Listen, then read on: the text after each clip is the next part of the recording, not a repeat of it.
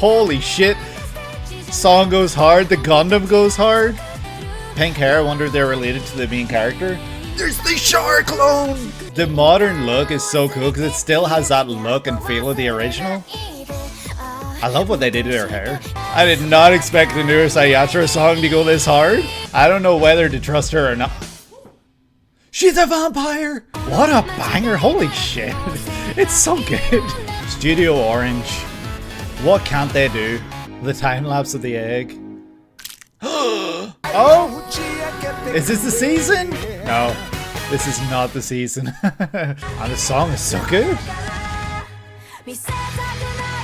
Oh! That's what we call the 2023 opening of the year.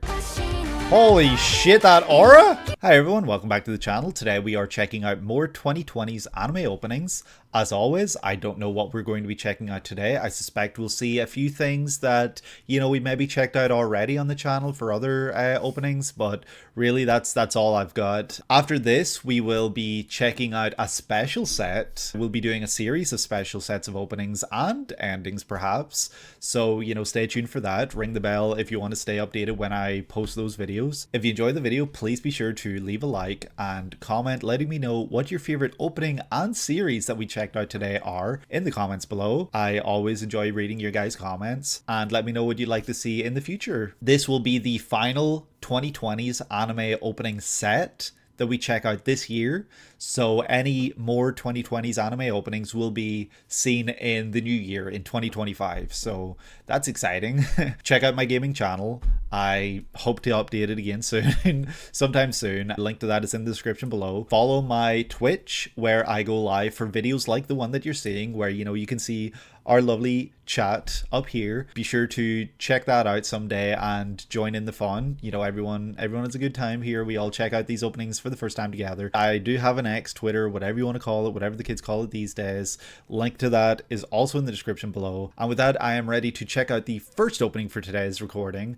I wonder what we're going to get. I'm expecting a ton of fun. There will be 13 that we check out today, so yeah, hopefully this doesn't end up running for 3 hours like the last 13 opening video. So yeah, let's see what we get. Here we go. Opening number 1. It's Gundam. Oh, this very futuristic looking. Oh, that Gundam design's cool though.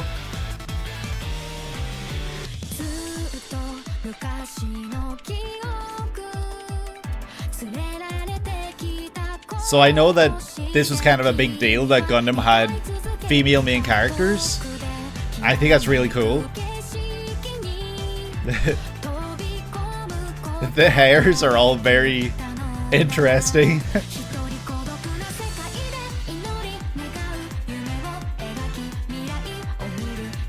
Oh, the goat!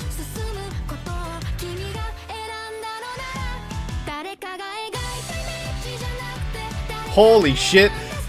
Song goes hard, the Gundam goes hard. Oh, I really like the Gundam design, honestly. And the character designs. The character designs are great. Ooh. Is that a Zaku? Big red Zaku? Pink hair, I wonder if they're related to the main character. There's the Char clone! This time it's a girl.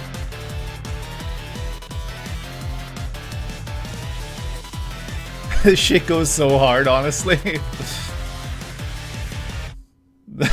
Touches the screen. Was that Yoasobi? That sounded like Yoasobi. This is Mobile Suit Gundam, The Witch from Mercury, released in fall 2022 by Sunrise, directed by Hiroshi Kobayashi, written by Ichiro Ukuchi, Kogias, Overman King Gainer, and Devilman Crybaby. Holy shit, that's a pretty stacked list right there. And original character designs by Mogimo. The song is The Blessing by Yoasobi, who did an opening for Oshinoko, as we all know, Idol. I heard Yoasobi almost immediately in this song, and her kind of style of like that techno feel, like she has this really like, I don't know how to describe it, it's just this real techno feel to every opening that she does. So I think that it was a really fun one to check out, because I'm not very familiar with a lot of Yoasobi songs, but I know she's very popular. So no, yeah, this was absolute banger. Hell yeah, loved it so much. In AD, we're back to AD. Holy shit. Okay, so we are returning to Double O, I guess. You know, AD, or is it just Ad Stella?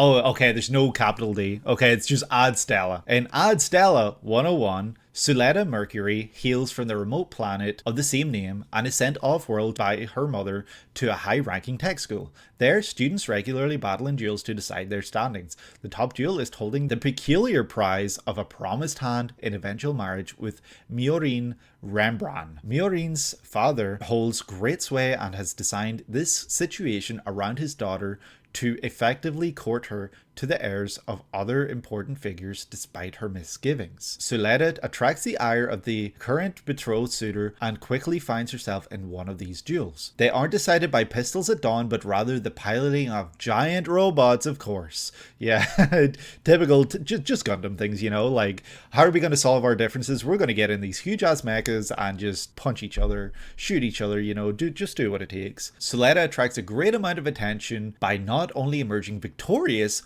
unknowingly becoming Miorin's fiance, that's hilarious, but by using a deeply forbidden type of Gundam suit to win, the one known as Gundam. How did she use that Gundam? Didn't she just use one that was provided by the school? Or did she bring her own type? Do you have to bring your own type of mobile suit when you're enrolling in the school? Suletta must contend with rivals for the top duelist position. The ire of the establishment that is perplexed as to why she has such a powerful and banned piece of technology, and of course the whole being betrothed to Miorin business. Bring your own mecha, absolutely. Bring your own mobile suit, yeah.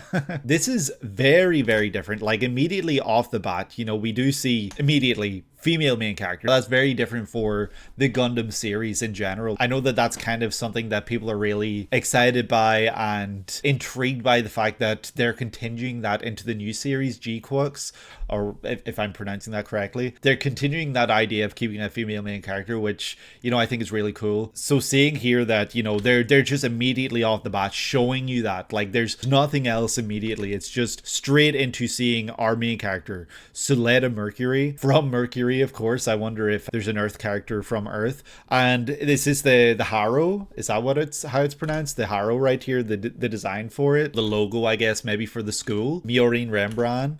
Of course, the betrothed, you know, does she answer? Wait, incoming call? Okay, I don't know how that works because they're both receiving incoming calls. So I'm guessing this is Miorin right here. Look at that shot right there. That Gundam design is badass. Like, it's very simple and it's stripping things back to the original 0079 design, I would say.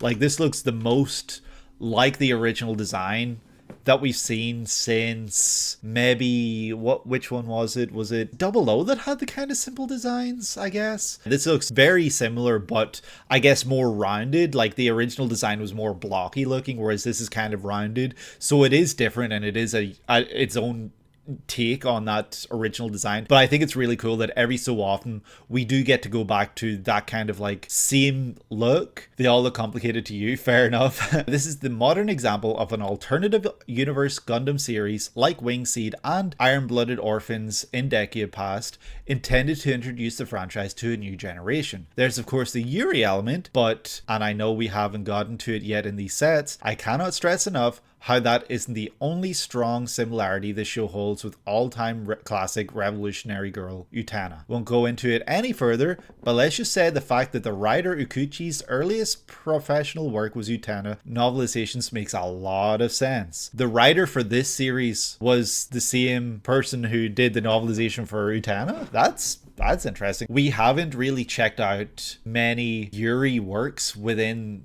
these series of videos that we've done. There's been, I guess you could say, like some yaoi in there, you know, Yuri on Ice comes to mind immediately. Even when I was talking about yaoi, there were a few comments basically saying like Yuri on Ice doesn't go all the way with yaoi, so some people kind of argue its position in the yaoi genre, even though, you know, there were a lot of other people that were saying, yeah, it's absolutely yaoi. So, you know, I feel like we haven't really checked out a lot of Yuri / yaoi series openings within these, but, you know, it's really cool that this is kind of like one of the first, especially for Yuri, and that it's Gundam. It's cool that we see that in Gundam, a series which has been very heavily male-centric in terms of main characters and I guess cast of characters. I say that as someone who hasn't seen any of the Gundam series, just what I've seen from the openings. Obviously, in pretty much every Gundam opening, there are female characters in there as well. Like, you know, we do see female characters, but they're never focused on a lot. I guess the series that focus on females most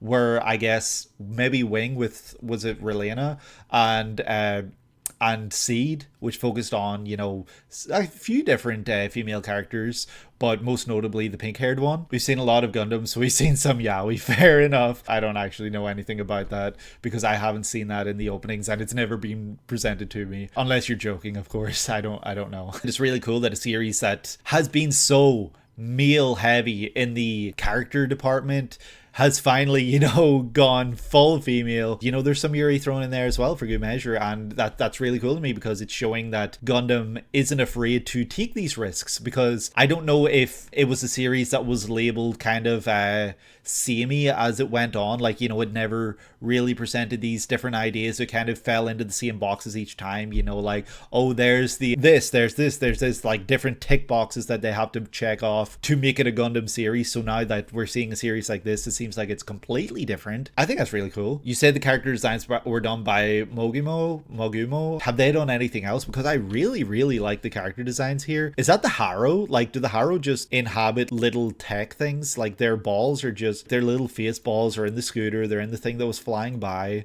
Like, are they just kind of like on anything that, I guess the Harrow might be the logo for the school or something that's seen as something that this school does, like, you know, that they've been sent off to this tech school. Interesting seeing this shot of like the landscape that they're on looping up, because we did see something similar to that in the G-Quux trailer.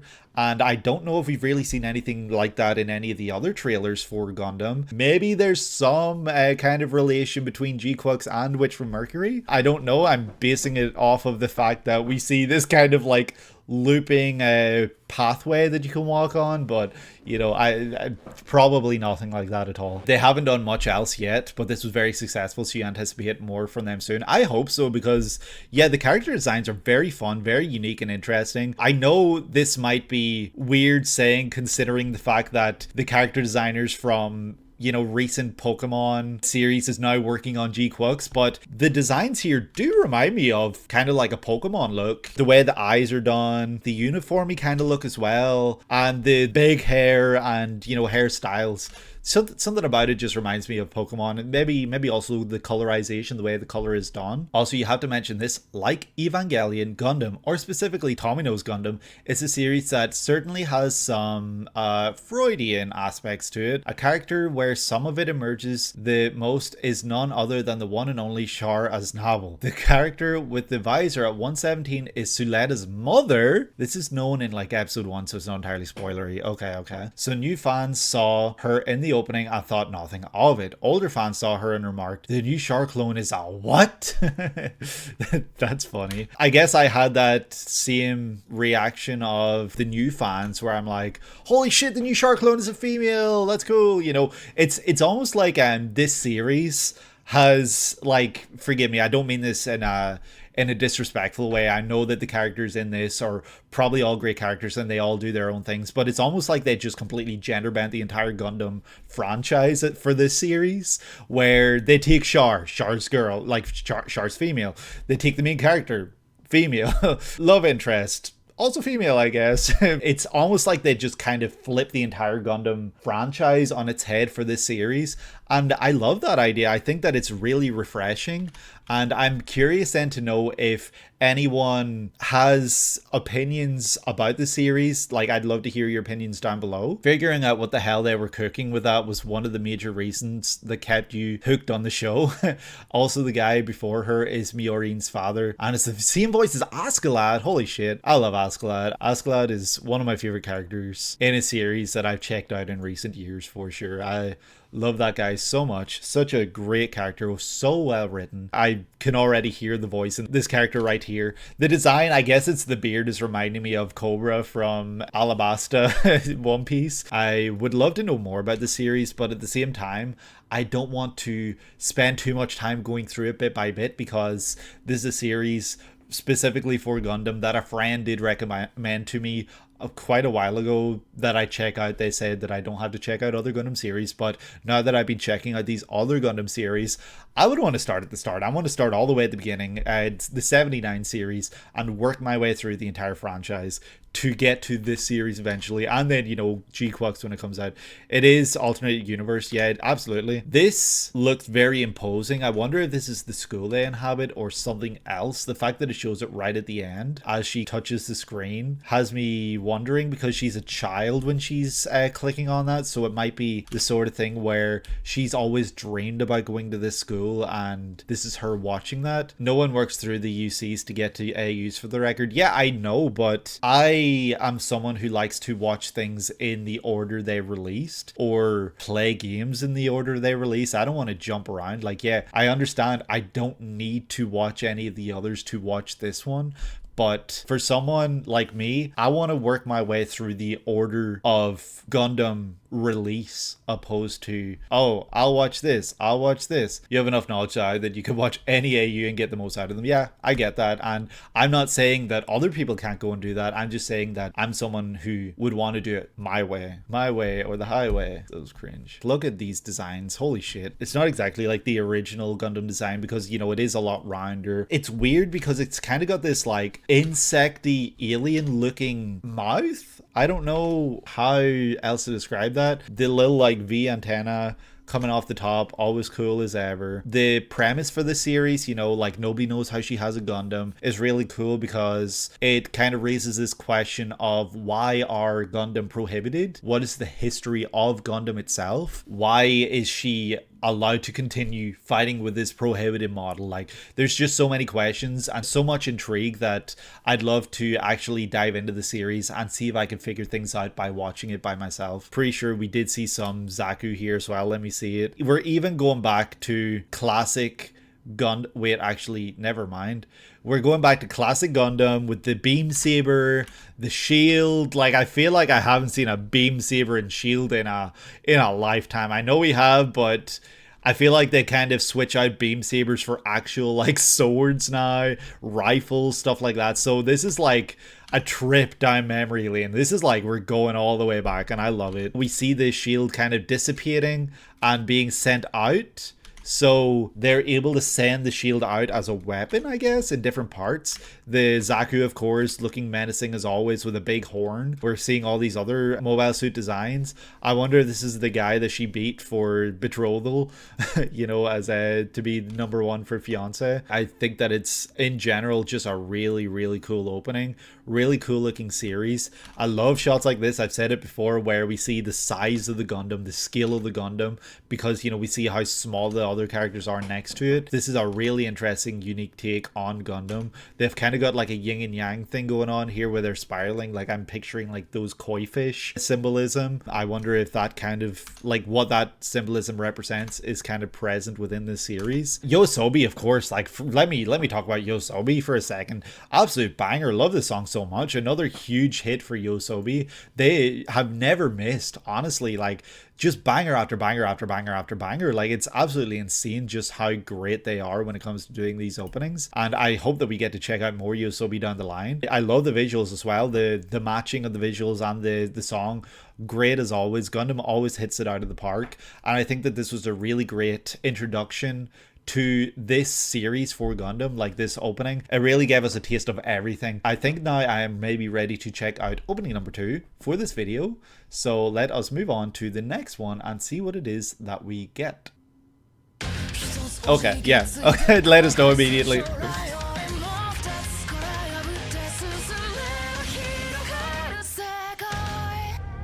This is very different.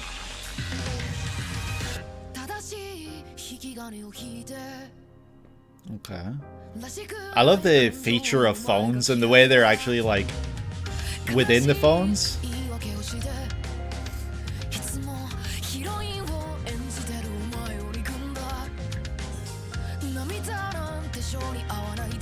Cannot express how much I love these character designs.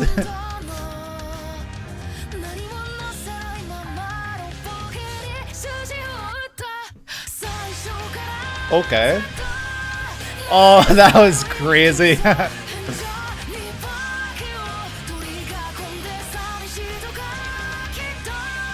King Cobra again. Okay, he looks like he's got more depth than maybe it looked in the first opening.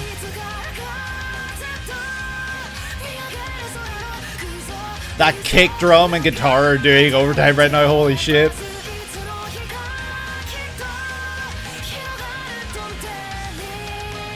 The Yoasobi goes so hard.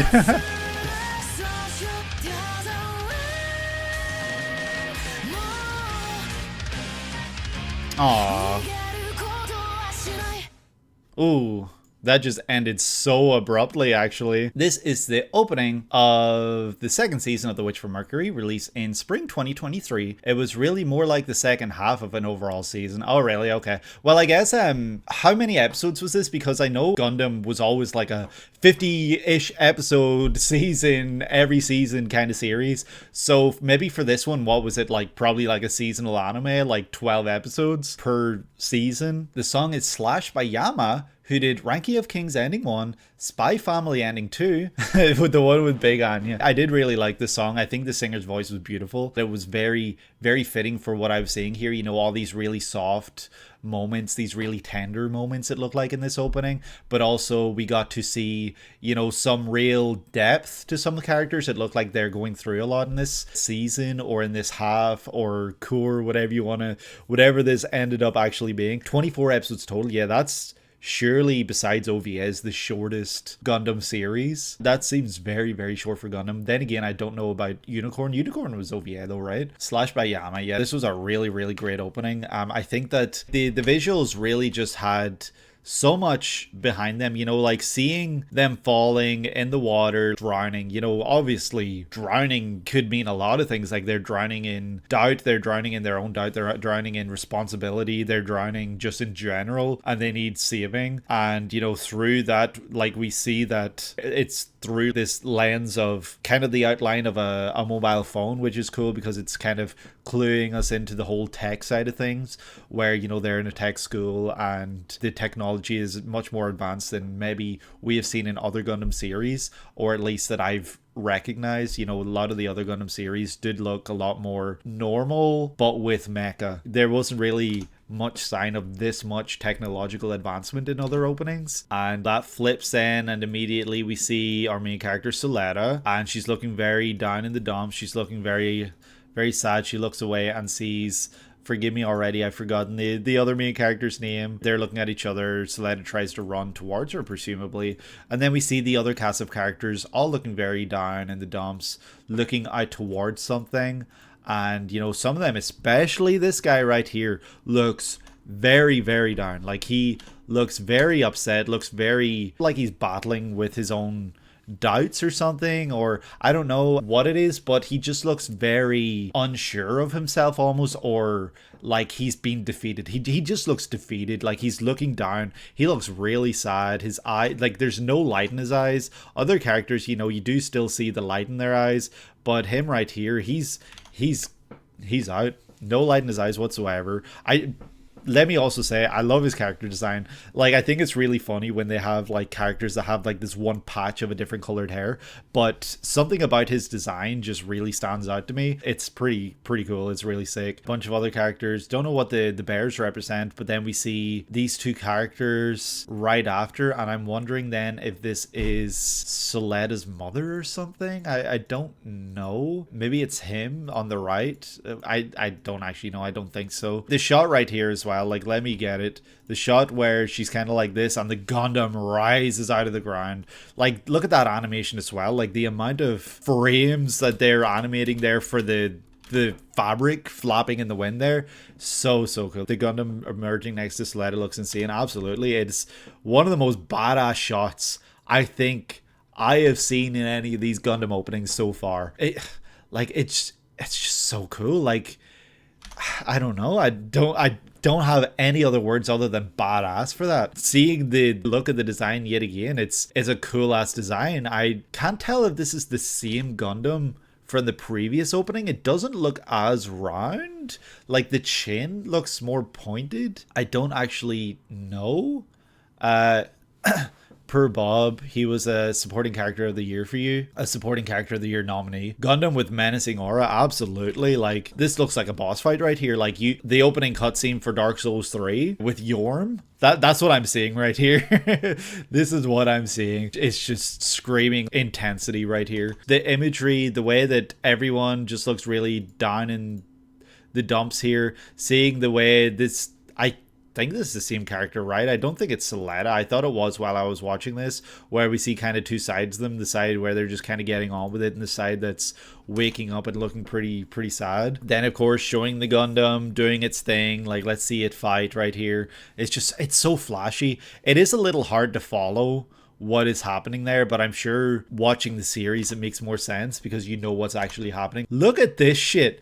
This is like, this is crazy. Like, this is just, there's so much aura in this Gundam right here. The fact that it's just standing here, arms down, still able to kick ass. It's crazy. I do really like this a lot. I like the design. I love the design. I think it's really cool, and I think that it's one of the most badass designs for a Gundam we've seen yet, for as simple as it is. And also the animation in this opening is insane. Like, it's so fluid. Yet again, Sunrise is ahead of the game. Sunrise does so much. I don't really know if I have much more to say because I don't want to analyze too much. Like I said, because it's a series I do want to check out down the line. The whole having little guns pop out of the Gundams has been around for years, but this was a good example of it. Yeah, okay. I feel like we have seen that in other Gundam series, but I haven't really talked about it a lot. So yeah, this was kind of really obvious and it really focused on it here. And like I said again, I loved the song that was playing through this opening.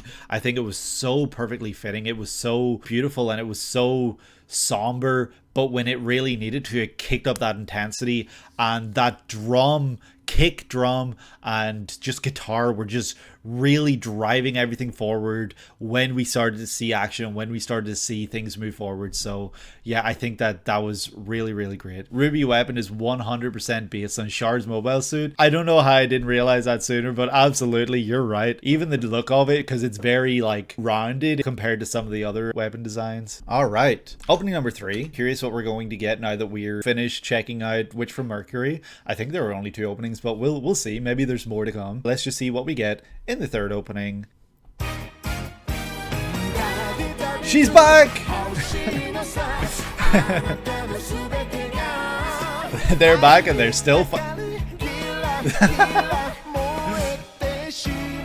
I heard Moe. Oh shit! His love stopped it. Wants to be confessed to? Question mark?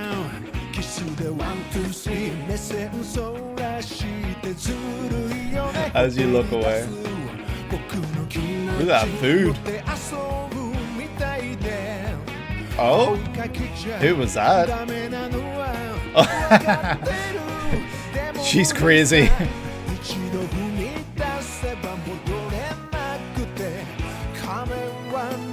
Take this mask off, absolutely. Fire a shot. Not again. I want all of you. Playing detective.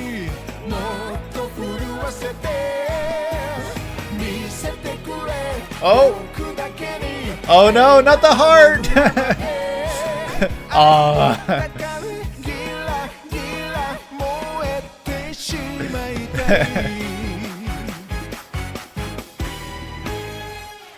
I see why you called her the pink meddler now.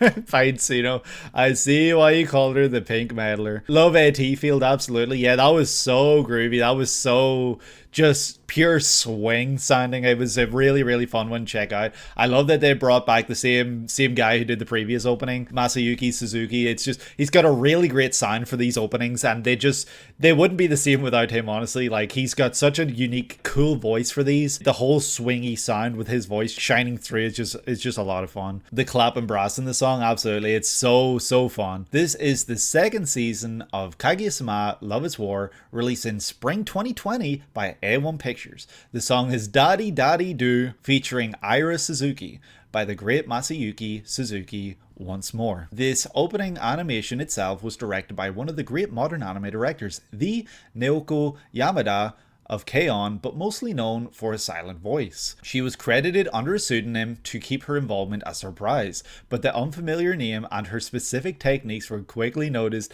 by eagle-eyed observers.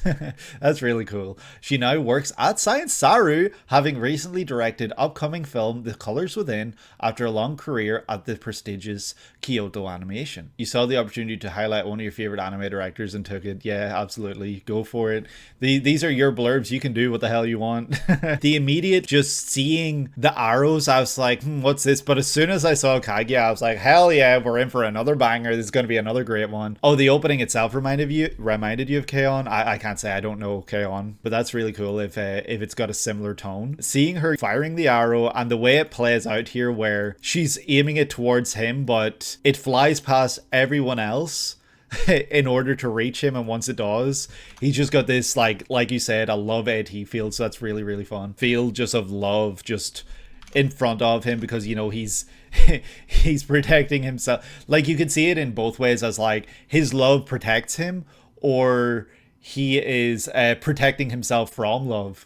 You know, you could kind of honestly perceive this in either way, because the whole point of this series is that they will not admit it, because whoever admits it loses. But I think it's a really fun concept and idea that they did for this. The genius's war of hearts and minds. She's making food, he's making food, they're both making food for each other perhaps, and then she cuts, I don't know what this is, and turns it into a heart and presents it in her food to present to him. Like, I guess they're making food for one another. I don't know if that's kind of what's happening here. Oh, it's an egg omelet. Oh, okay. Yeah, I would never have known, but that's really cool. This symmetry, I guess, of them, you know, you see them both making food, you see them both going up steps, you see them both walking in opposite directions. It's kind of showing the symmetry of the two characters. They both, you know, want the same thing, I guess, but they both go in different directions with it. Seeing the pink meddler showing up, then she's got her cast of wacky characters behind her. They're all on their way to the room where they all are. They're following the hearts. I wonder if they kind of know about them, or if they're also oblivious, or if they're meddling on purpose. Like, I wonder what their purpose is, if they're unintentionally meddling, or if they're intentionally meddling, or what they actually achieve from this, what they want to achieve. Because from the look of this, they're just kind of like following the love and seeing what happens. She's so cute though. She's just eating her food. He's staring at her like, oh my god, she's so cute. What's happening over there? Everyone but the main two knows. Okay. They're just getting in the way because they're nosy, I guess. So they're following because it's so obvious. And then she gets up to show her food, and as she goes to do that, they burst through the door, which leads to the two hearts flying through, and our favorite little pink meddler gets in the way and just eats the heart before he can see it. So that means that neither she confesses nor he does, because they don't know about it, and it's just this girl right here who just gets in the way, and just pure fun. I think that as a song as well, it was really fun. As an opening visual, it really told us this story. It really just reinforced this idea of neither of them being willing to admit that they like each other first, despite the fact that it's so obvious that everyone else knows. I wonder if the other two main characters, like our main characters, Kaguya, and forgive me for forgetting his name, I wonder if they also know that the other likes them, but they won't admit it because they want the other to admit it. I imagine it's not that way, and that they don't actually know the other likes them, and so that's another part of the reason why they won't admit it. But yeah, he's like, oh, I got food, don't worry. And she smiles at him, and it sends shivers down his whole body as we then end the opening.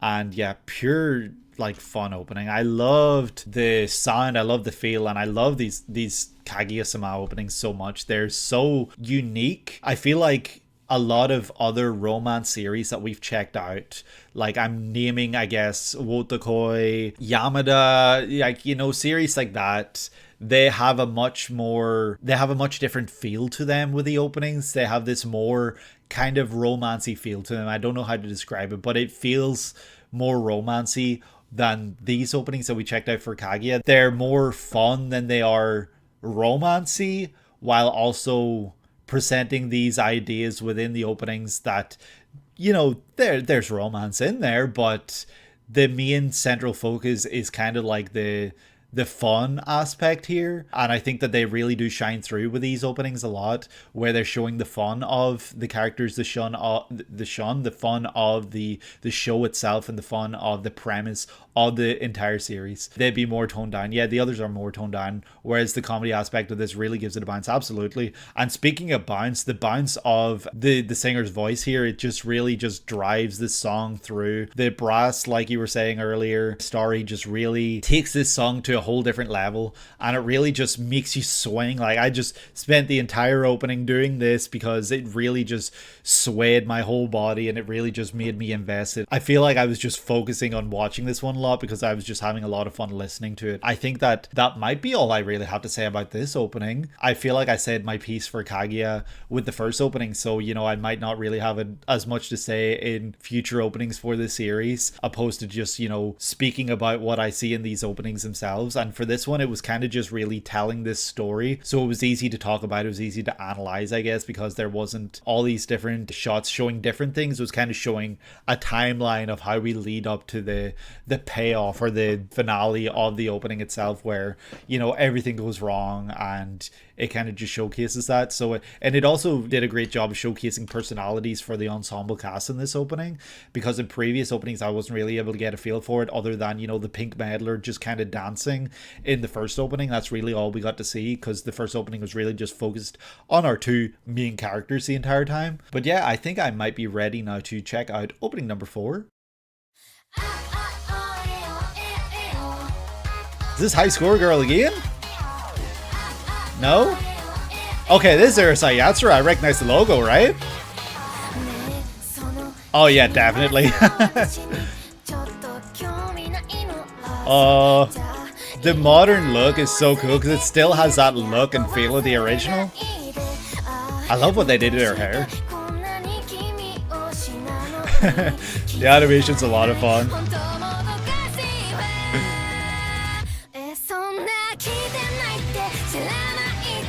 Holy shit!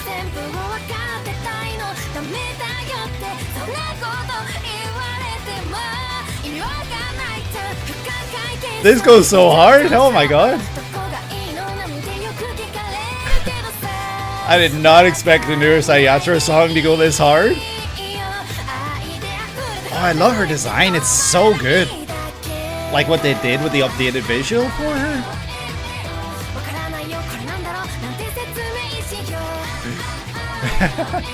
Can't catch a break.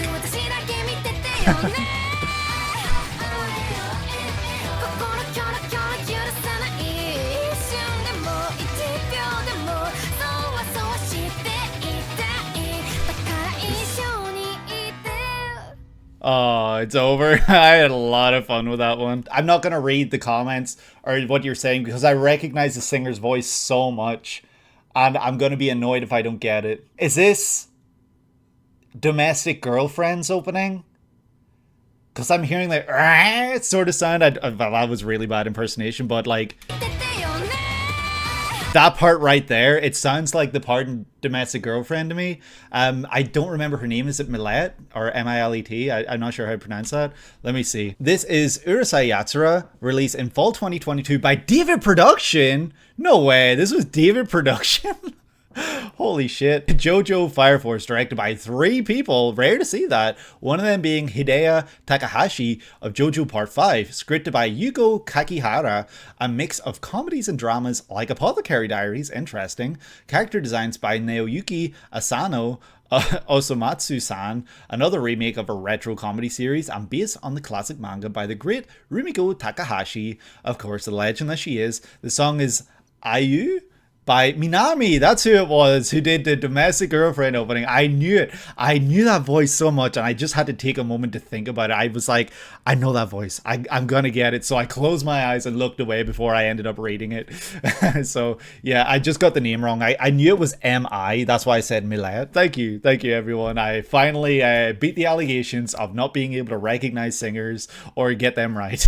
The opening animation was also directed by Shingo Yamashita, the same madman that directed the first 2 JJK openings, Ranking of Kings opening 2, and the Chainsaw Man opening. Holy shit, this man is cracked. Yeah, you can see his style shining through here because this opening is incredible. The visuals in this opening and the song going with it, honestly, like, this is going to be a hard one to beat for today. This is a really, really amazing opening. Honestly, this is an absolute banger on all fronts, both visually and for the song itself. It really just hit it out of the park on both fronts here. This is a really great opening. I think this might be the second Minami opening that I'll be adding to my Spotify playlist. Honestly, this is such a great opening. I don't have the words to describe how much I love this. Like I was saying while I was reading this, I love what they did with her hair in this opening so much.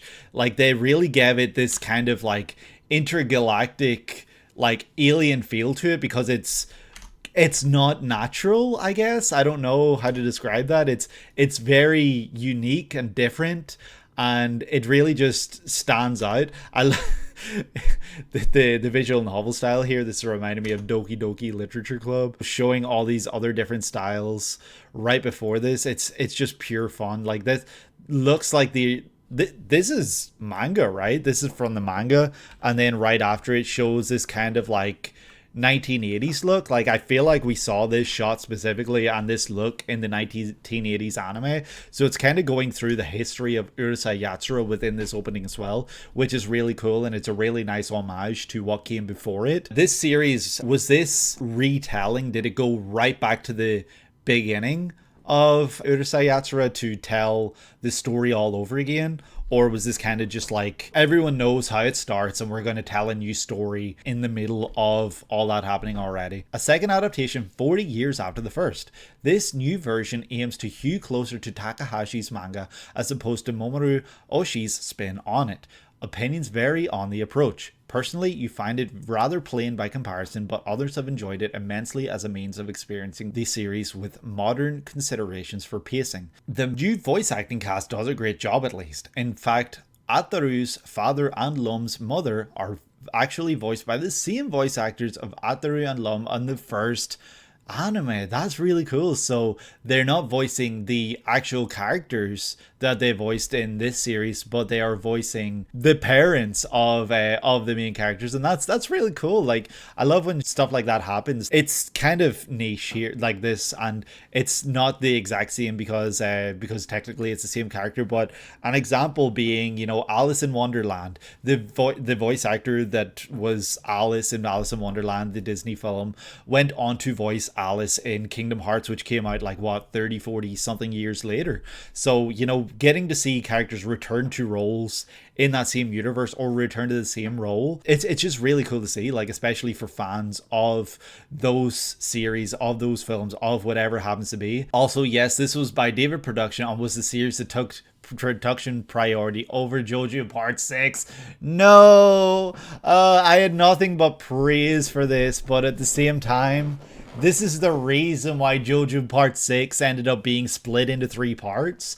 That is so sad. That is so sad. I guess it looks like they did a great job here, but at the same time, damn, could they not have just released JoJo Part 6 the right way? Like, the way that it was released really just sucked all the momentum from JoJo Part 6. It was such a shame. And, you know, we were speaking about JoJo Part 6 earlier. I'm probably won't include it in the video, but we were talking about it earlier because the day of recording this is the day that Viz has released the final chapter for JoJo Part 6. So that's exciting for people who were reading it for the first time. Now that Rama is by Mappa, they kind of drew up Part 7. You're telling me Takahashi can't get involved? Well, let me tell you something. I know Takahashi has 2 other series, Mason Koku and Inuyasha, and probably some others that David Production could pick up down the line. It's a shame, I guess, that this isn't by Studio Dean. I don't even know if Dean's even doing anything right now. Like, I don't know what Dean's been doing since we checked out Konosuba. I don't know if they're still doing Konosuba works or anything like that, but, you know, it's a shame to see that that's both Studio Pierrot and Studio Dean that have not dropped Takahashi works, or I guess more specifically Urusei Yatsura, but at the same time, it's cool to see that for a modern interpretation, it's a modern studio, I guess, that wasn't exactly around back then. Inuyasha was by Sunrise, really? I would never have known. That's really funny. You would destroy the studio that would touch Mason the Goku. I'm sure you would. I know that you would never let them succeed because it would never have to exist. I think that the way the coloring was done here, you know, showing the manga spreads, I guess, as he's kind of just existing. Also, you know, going here, showing all these characters that he's sending his love towards, only for it to be to no avail, and then for him to be sitting with the manga panels in the background with Lum being iconic. Is that her coming out of a Mario pipe and her shooting a gun? Like, this just, she looks unhinged. I'm sure she probably is, but yeah, I just need to know more about her character because she looks like a very fun one. I think it's really cool that then she pops out of the manga panel and turns into color, and that's when we really get our first look at her from this series. Bunch of Space Invaders.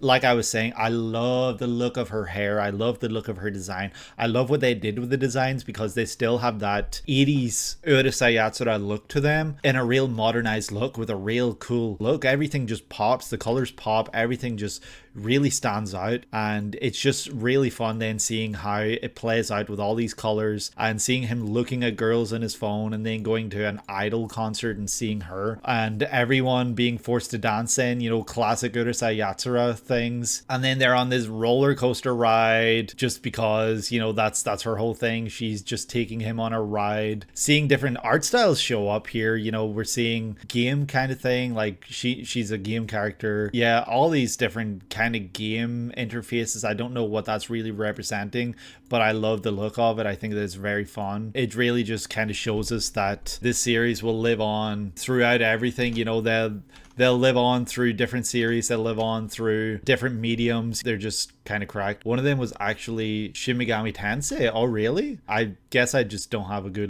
good eye for that sort of thing because I'm not really familiar with a lot of these things. Wait, is she on TikTok? is she on TikTok?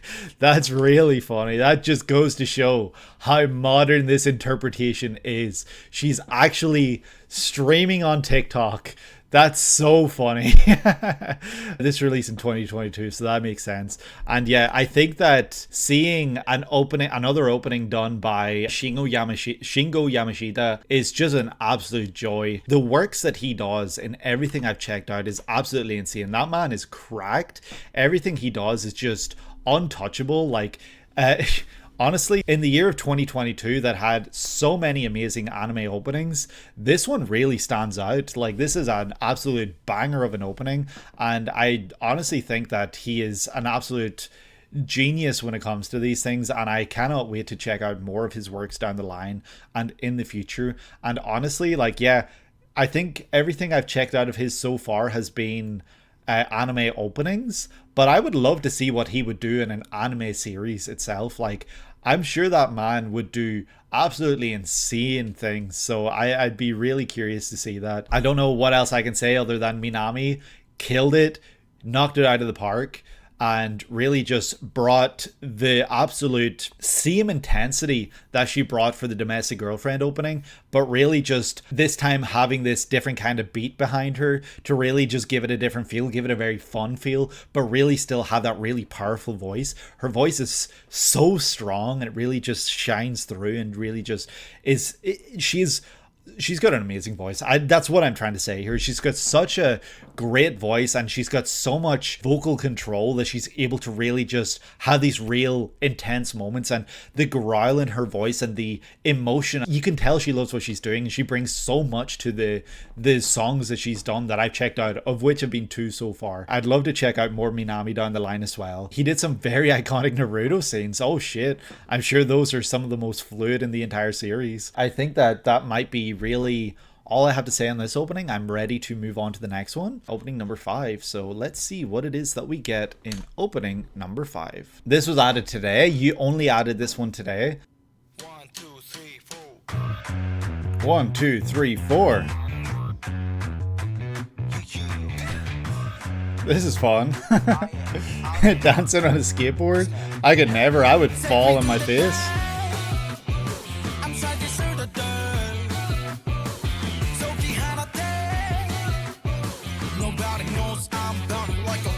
sketch. Cherry Blossom? Joe?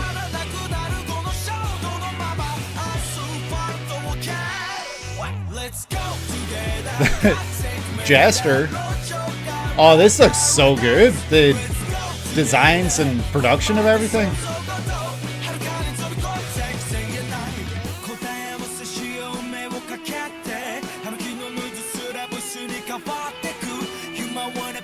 Okay, so it's not all fun and games on the skateboard.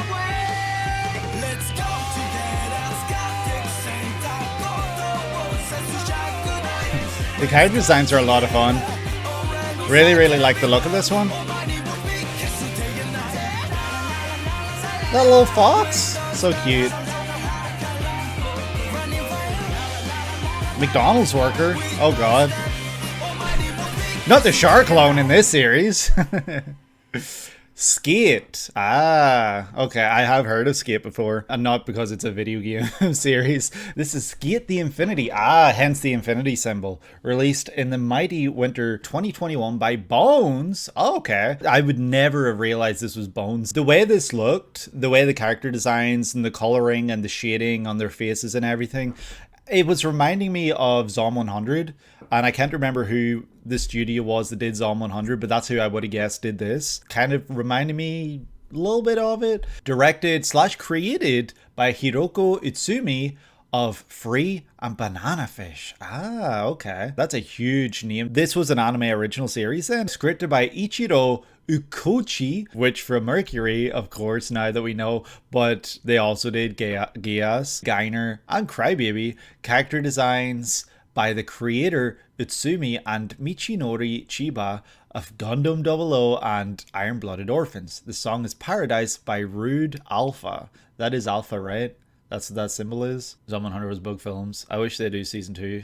It is original. Hell yeah. They're doing a season 2 next year. So cool. So we're ready to check out opening 2 when it comes out next year. This one looks like it had a lot of personality and really unique ideas, because it kind of giving me that kind of feel of, like, I know this is probably a shitty comparison because obviously they're skating around. Like, it's reminding me of that kind of feel of Jet Set Radio, or just, you know, like playing a Tony Hawk game or something like that, you know, maybe even it just screamed pure fun. Like, the characters look like a lot of fun. I love the look of their designs. Their designs are honestly immaculate. I love how they all look. Passionate skateboarder Reki can't help but be drawn to S, an illegal underground race that runs through a hazardous mine where only the baddest dudes make it out in one piece. Reki runs into new Canadian classmate Langa, whose need for cash leads Reki to invite him to S.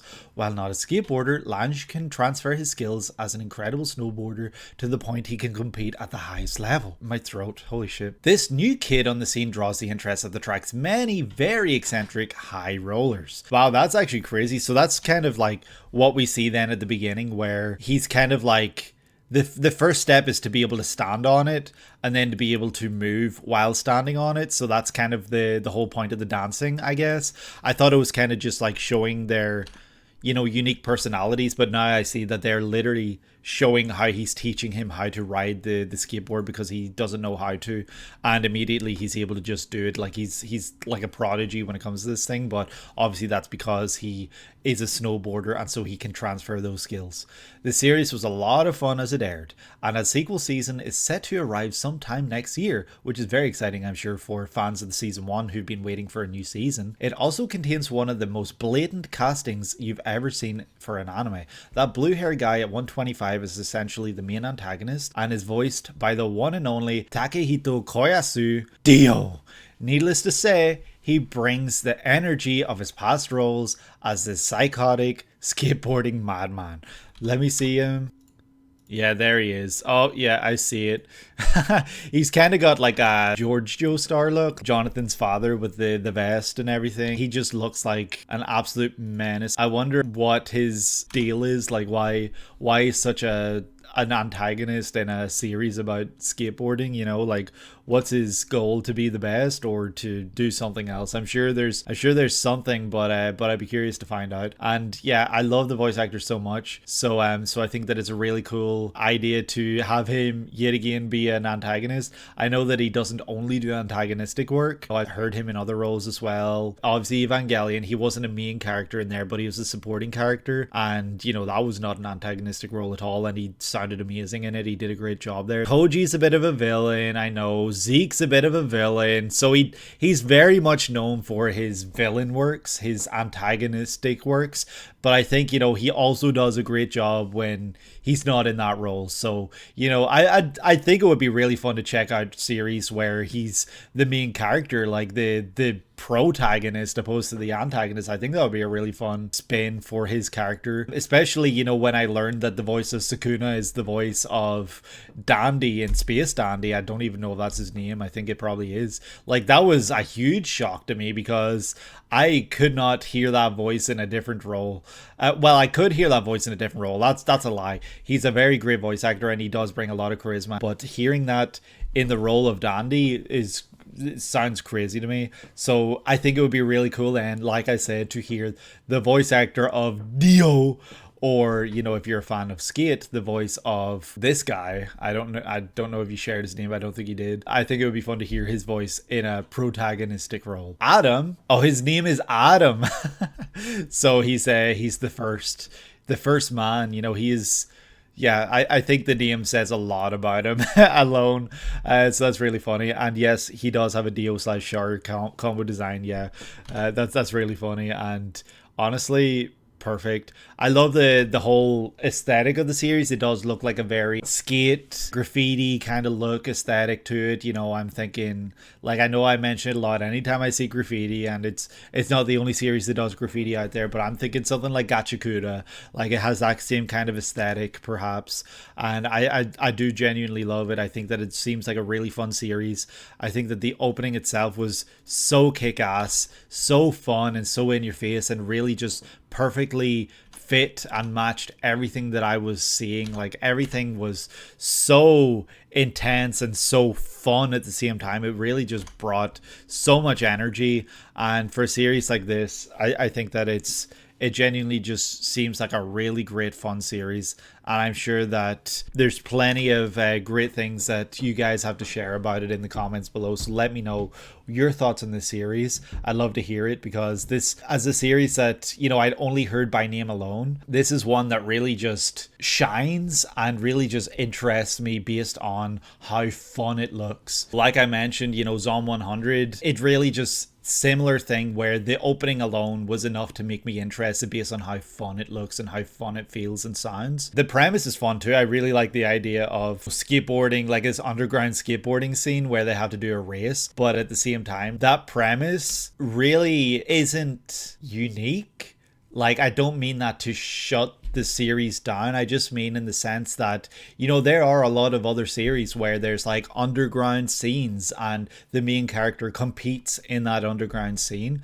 But I think that the cast of characters that we see in this opening, the way that everything was presented, really just makes it stand out as a fun series opposed to like a serious one where, you know, there's this underground scene and it's real serious and they got to compete or else. Like, it really just looks like more fun than anything. And I think that really just shone through in this opening, and I have a lot of praise for it. Let's go today. That little whack, it's just pure fun. And let's go together. It's a really great fun opening. I love how the color is done here. You know, it's just like the neon colors. I guess, like, honestly, this character design right here looks almost, I always like flop when I go to say the studio's name, looks almost like, no, I was going to say Studio Trigger like, but at the same time it's reminding me of Gurren Lagann. I'm seeing like kind of like a Gurren Lagann-esque design here, so I think that it's just genuinely great. I think that the character designs are amazing. I love what the work that they did here. I think that as an original series, this just screams so much fun. Oh, Gurren Lagann is by Gainax. See, I get it wrong every time. I don't know why I always get that wrong.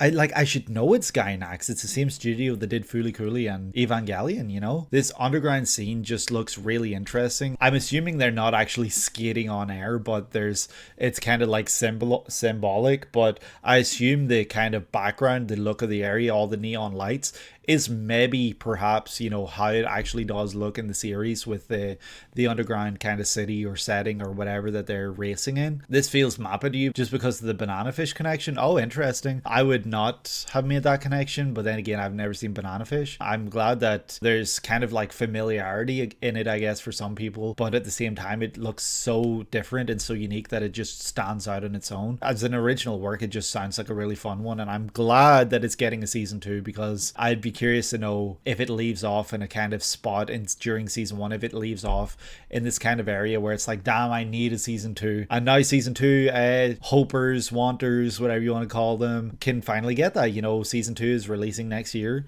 hopefully, as long as nothing comes up. And yeah, I hope that everyone enjoys what they get when they watch it, because this does look like a genuinely fun series, and it had an honestly amazing fun opening, and I'd love to check out opening 2 or, you know, whatever comes next from this series down the line. So yeah, with that said, I think I'm maybe now ready to move on to opening number 6, Call of the Night.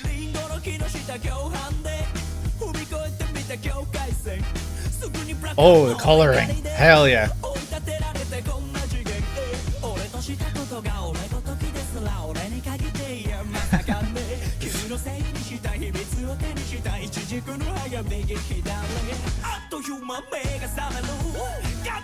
This visually is amazing.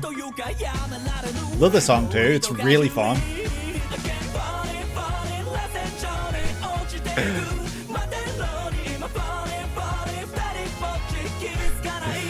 She's got a very toga look design, I guess. Yeah. Is this Creepy Nuts? That sounded like Creepy Nuts just then. Oh good, it's not over. I thought it was over and I was like, damn, that's all? Oh.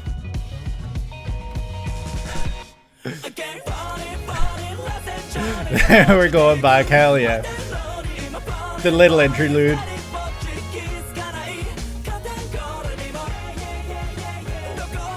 Yeah.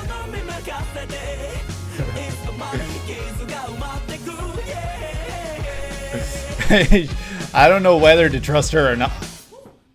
She's a vampire! Hence the name Call of the Night, I guess. This is Call of the Night, released in summer 2022 by Leiden Films, who did Tokyo Revengers, directed by Tomoyuki Itamura, majority of the Monogatari series, scripted by Michigo Yokote, Mononoke, chunks of Gintama, third of Cowboy Bebop, including the finale. That's pretty stacked cast of people working on this so far. Music by Yoshiaki Dewa, who did the music for Hell's Paradise. I can't really comment on that. I haven't heard the music in Hell's Paradise, but I'm sure it's amazing. And based on the manga by Kotoyama. The song is Daten by Creepy Nuts, this being their first anime opening. I knew it. There was just a little section. I'll see if I can find it, but there was a section during this where I was like, this sounds very familiar. Yeah, I don't know. I guess it's just the way he's using his voice sounded very familiar to me. And yeah, I caught that Creepy Nuts immediately. So that's really fun though. He might not recognize it for a while. Yeah, it was just like a little over halfway through. I didn't catch it immediately, so, you know, I don't know if I should be embarrassed or not, but yeah, the fact that this is their very first opening, I can see now why everyone and their grandmother wants them to do openings, because they really brought it with this one. It really just sounded amazing, it looked amazing, and everything about this opening just really screamed personality, I guess. Like there was so much personality in this, and the melody is so catchy, and it's already in my head. You know, I was singing after hearing the yeah once. I was already singing along to it. In the great year of 2024, where Creepy Nuts dominated the anime opening sphere, checking out their first one, that's really fun, and I appreciate a Pinecino for you including this today. Ko is your average dissociating youth struggling to grapple with reality and eventually halting his school attendance altogether. His state of mind induces an intense insomnia, prompting him to walk the empty streets of the night. He meets a strange girl named Nazuna, who suggests that those awake at night had spent their day dissatisfied and that she can help Ko with his struggles with an invite to her home. Things take a supernatural turn from there. Yeah, she's very clearly a vampire. And that makes sense, I guess, for the call of the night. You know, the night calls. You know, they got to go out and do their thing at nighttime. I love the little section in the middle where it kind of had this interlude of, you know, we're just kind of like have a little bit of downtime and we're gonna watch the TV. We're gonna watch, was it like the opening that they were staring at? Like, I don't actually know what happened, but it was just pure fun until, you know, suddenly they're falling, and the lyrics on the screen also say that, and that's pure fun. Like, it's a really like dripping with style, personality, and so much kind of opening, and it really just makes me interested in this series. I guess like these kind of shots right here are kind of reminding me of like romancy series. Like I'm thinking like Wotakoi, I don't know why, showing the characters with text behind them. But the very beginning where, you know, we had this kind of coloration of the characters kind of just like walking through like the city, and they're silhouetted against these colored backgrounds, and then what is she tap dancing there for him? Like, what is happening? I don't know what her deal is. I don't know if she can be trusted, but she looks very interesting. I wonder if she's kind of like a tsundere kind of character. Her design does remind me a lot of Toga from My Hero Academia. Like, it's kind of got that look. I guess the way the fringe falls, and the hair with the, I guess, like braids or whatever, and the color of her hair, and also like her face, like the way her eyes are drawn, and the kind of sharp fangs in her teeth. It's just Toga-esque. So I'm not saying one copied the other. Maybe there are claims out there that one did copy the other, but that's what I see when I see this design. So it's cool seeing this kind of character in a different series entirely. So that's why I'm curious then as to how her character actually is. If she is kind of like this tsundere kind of character, or if she's nothing like that whatsoever. But from the opening that I saw, she's kind of got that kind of look to her.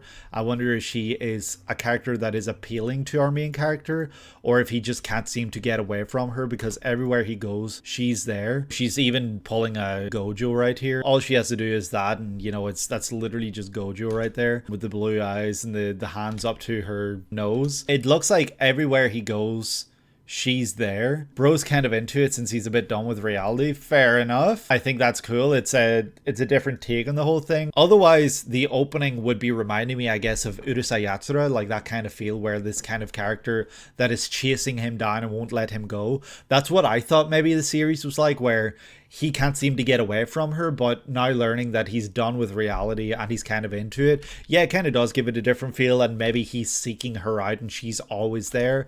Like, maybe that's the kind of spin that it has. He looks like he's in absolute awe of her, and it's just really, really fun to see. This was honestly such a fun opening. I think that Creepy Nuts and Leiden Films both did amazing jobs here with this. I think that as a series I'd never heard of before, this really just makes me interested. And Creepy Nuts, they are the masters of making a melody and creating a melody that will just get stuck in your head. And this is the one that's going to be stuck in my head for the next week or two. Honestly, this is just never leaving. And yeah, I did learn a lot from this opening just by watching it, I guess. Like, kind of being able to interpret what might be happening here. But also, like, it does still have this air of mystery of, like, you know, who is this other cast of characters? What is their deal? And what's actually happening here? Like, is it kind of breaking the fourth wall at times? Does it do that sometimes in the series? I guess that maybe plays into the supernatural aspect, where, you know, they're kind of in a TV show and maybe there's a whole episode dedicated to that. I don't actually know. Other than that, pure fun, pure energy, and yeah, great job. Yeah. Creepy Nuts, Leiden Films, call of the night. I think I might be ready now to move on to opening number 7. Pinecino is telling me that I apparently saw this opening before, but I do not recall ever seeing this. So this is honestly to me like a first time viewing all over again. You banked on me completely forgetting it. Yeah, honestly, you could show me anything from 2022. You could probably honestly show me a lot of stuff from 2023 that you probably showed me too that I've already forgotten about. But yeah, that's funny. Did not remember that at all. But I'm not surprised, because Creepy Nuts banger over here, like, holy shit. Whew. Okay, here we go. Beastars. Okay. So I'll say right now, I do know this song, but I've never seen the visuals, I don't think. Another Yoasobi banger, of course. Another great visual opening for Beastars. Holy shit.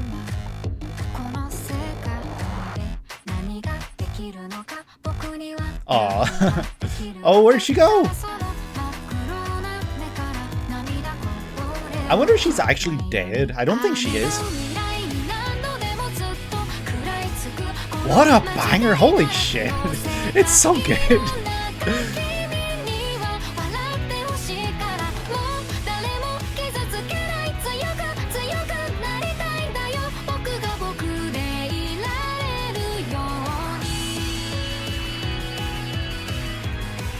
Okay, I'm more familiar with the actual full song, so I didn't realize it was going to that bit just yet. It's so good, like, holy shit. Aw, it's so cute.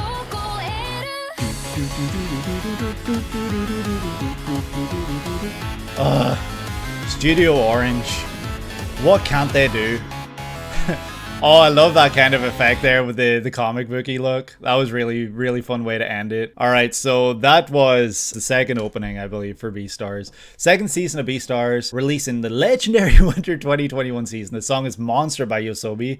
This being their... This is Yoasobi's first ever anime opening? Holy shit, what a hell of a way to do it. That's bonkers. That is absolutely insane. This is how they hit the scene. It's funny because, like, to me, Yoasobi and Creepy Nuts are like top dogs right now when it comes to like really recent openings. Like in the past year or two, like they always seem to be at the very top. I know that's not a fair like thing to say because there are so many other great artists and so many others that produce so many amazing openings. But Yoasobi and Creepy Nuts only like really this year because of, you know, they did the Mashal opening, they did the Daten opening. But Yoasobi I know is huge right now because of the opening works that they have produced. Idol, of course, this monster from Beastars, you know, earlier we did check out opening for from Mercury. Absolutely incredible. Like I do honestly think Yoasobi has one of the best sounds. Well, I don't know if I'd say best, but definitely unique sounds, like most standout sounds and a sound that you can just pull and be like, that's Yoasobi. Like, take away the voice, you could probably recognize Yoasobi track because of the composition of it. And yeah, the fact that this was their first opening is absolutely mind-blowing to me because I love this song so much. I heard this song a while ago and I immediately added it to my Spotify playlist.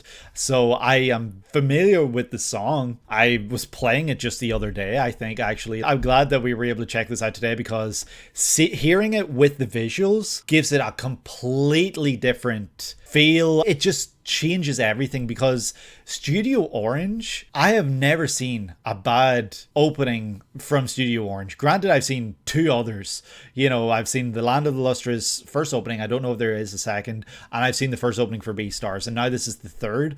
And holy shit, the 3D CG in this is impeccable. Like, it at times doesn't even look 3D.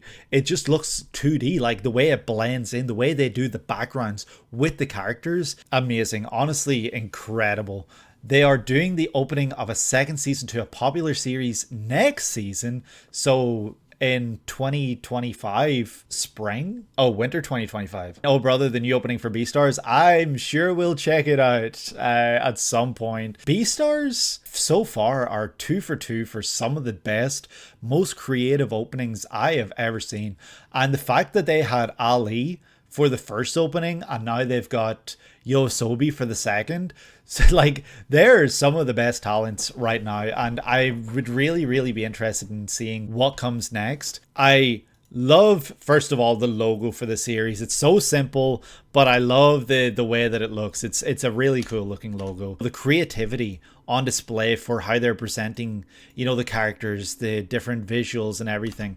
So impeccable. Like this shot right here is this shot is intense. Like seeing, I think his main character, his name's Legosi or Legosi. I'm not sure if it's Lee or Legosi, so forgive me for butchering his name. Seeing him go from, you know, shock to just like almost bloodlust, or, you know, I don't know what it is pretty cool. He's just a guy searching for an answer. The blood moon and then the saliva dripping down his face yet again as his shadow goes over the main character. I think you said her name is Haru. Seeing this again in this opening has me wondering if she's even alive. Like, I'll explain what I mean by that, because at the end of opening 1, we saw blood on the ground and it looked like a piece of her fluff or a piece of her like tail or something. So I'm wondering if this is kind of like him thinking about her or something, like if she's dead or not. I don't think she is dead, but maybe she is.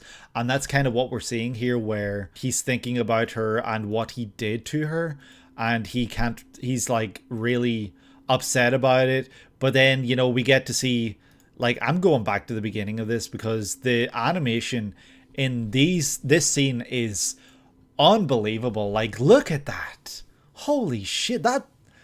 That's amazing. Like, the way he's running is reminding me of another series that I can't quite think of. I don't know who it is or what it is, but I can think of another series with a character running and they're like putting their head down a bunch and stuff like that kind of style of running. I'm sure that's probably like a style that shows up in a lot of anime and a lot of series, but it's making me think of one thing in particular, and it's really bothering me that I can't actually think of what it is reminding me of. The first ending of My Hero Academia, yeah, I guess you could say that, but it's making me think of something else. Really, really amazing opening. Yoasobi is cracked. They are on crack. When I see running against a brick wall, you think Lupin? Absolutely. Because that was my next comment. My next comment was also like something about this shot just reminds me of Lupin, but you pointed out exactly what it is. You pointed out why it was reminding me of Lupin before I could even say it. But yeah, there was something about this shot in particular that was reminding me of it. So yeah, now I know. There's the Lupin the third quota tick for this video. You know, for some reason I've been mentioning Lupin in almost every video lately. I don't know why. The intensity of this opening, the song, really just matching the intensity of the world and the characters and what they're going through is just like a match made in heaven. It's so amazingly well put together here, and I'd be really curious and interested in checking out opening number 3 that released recently in the past week or two. Seeing all these stylized shots of like the hands, the claws, like the mouse and everything, just like look at shots like these. Like, there's creatively amazing. Like, I don't know what is in the water over at Studio Orange, but they are able to create some of the best looking openings I have ever seen in my life. And I'm sure that carries over into the anime series themselves, because I have heard amazing things about this studio. You know, I uploaded recently a video where I checked out the first opening for Land of the Lustrous, and so many people in there were praising the work that they did in that series, and so many people there were saying that they hope for a season 2 and that Studio Orange is amazing when it comes to their 3D CG work, and that, you know, a lot of people thought it could never be done, but they're proving everyone wrong, that they could just do something special. They're drinking Michael's special stuff or whatever it was called in Space Jam. She's obviously being chased down by something, and I wonder if it's actually kind of like Legoshi's kind of alternate ego, or like this personality that comes out of him when the moon shines, or if he's trying to protect her from whoever it is. Because it looks like he's trying to protect her, but at the same time, is he trying to protect her from himself?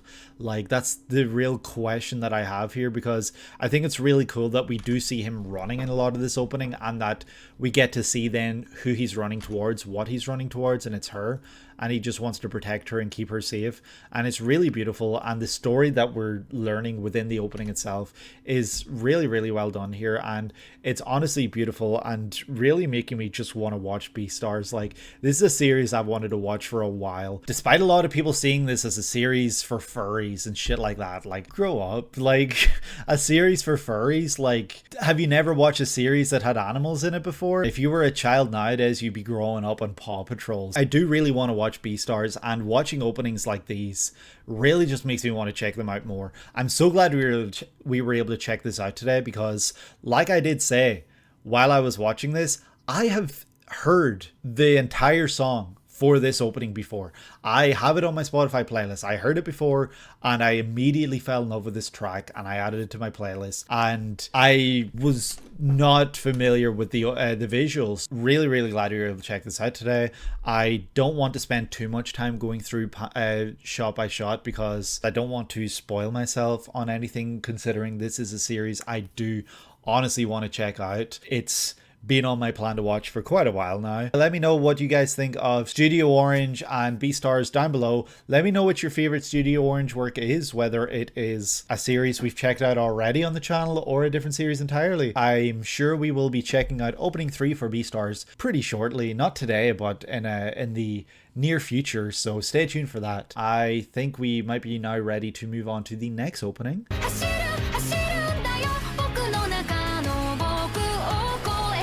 It's so good. I could just listen to it all day, honestly. I could just, it's so good. All right, opening number 8. White screen. Okay, we're going in a completely different direction now. Japan Sinks 2020. Or is it 2020 Japan Sinks? Ooh.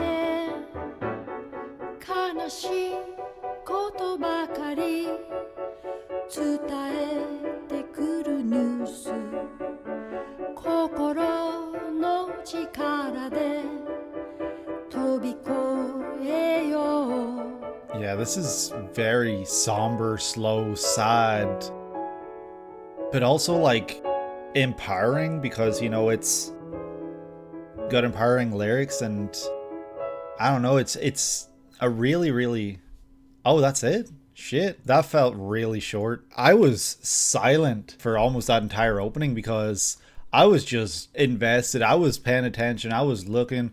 The visuals for this series, for the opening anyway, are absolutely stunning. Like, it kind of had this, I don't know if this is going to make sense, but like, it's like an old kind of children's book kind of style, where the colors are really faded and the characters' faces, they're not exactly like detailed. It's just kind of very simple looking. I can think of like children's books that I would have read when I was younger in school and stuff. Very young, like I'm talking literal like 3, 4, 5-year-old, I don't know. And the song with just like, is it just a piano and a voice?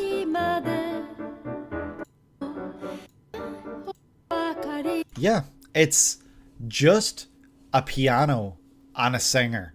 That's all. So it's very different, very unique. It's nothing, like I say this sometimes, like when I'm checking out openings, but where I say, oh, this is like nothing I've ever checked out before for these videos. But this is nothing like I've ever checked out before. This is so different. This is so unique, so different. This is Japan Sinks 2020, released on Netflix in summer 2020, of course, in 2020, by Science Saru. Directed by the man, the myth, the legend, Masayuki Yuasa. Obviously most known for Tatami Galaxy, you know. Scripted by Toshio Yoshitaka. Genuinely bizarre career. Only other major credit is 20% of Dragon Ball Super. Music by the Kensuke Ushio, and based on the 1974 novel by Sakio Komatsu, considered a master in Japanese sci-fi. I think that it's really cool that a 1974 novel was adapted for an anime series in the year of 2020. It's Japan Sinks 2020. I wonder if the novel itself is 2020 or if it's just like Japan Sinks and the 2020 is just to indicate that this is a 2020 adaptation or a 2020 version of that story. The song is Alive by Taeko Oonuki, an 80s city pop star I would never have known, and the late great Ryuichi Sakamoto.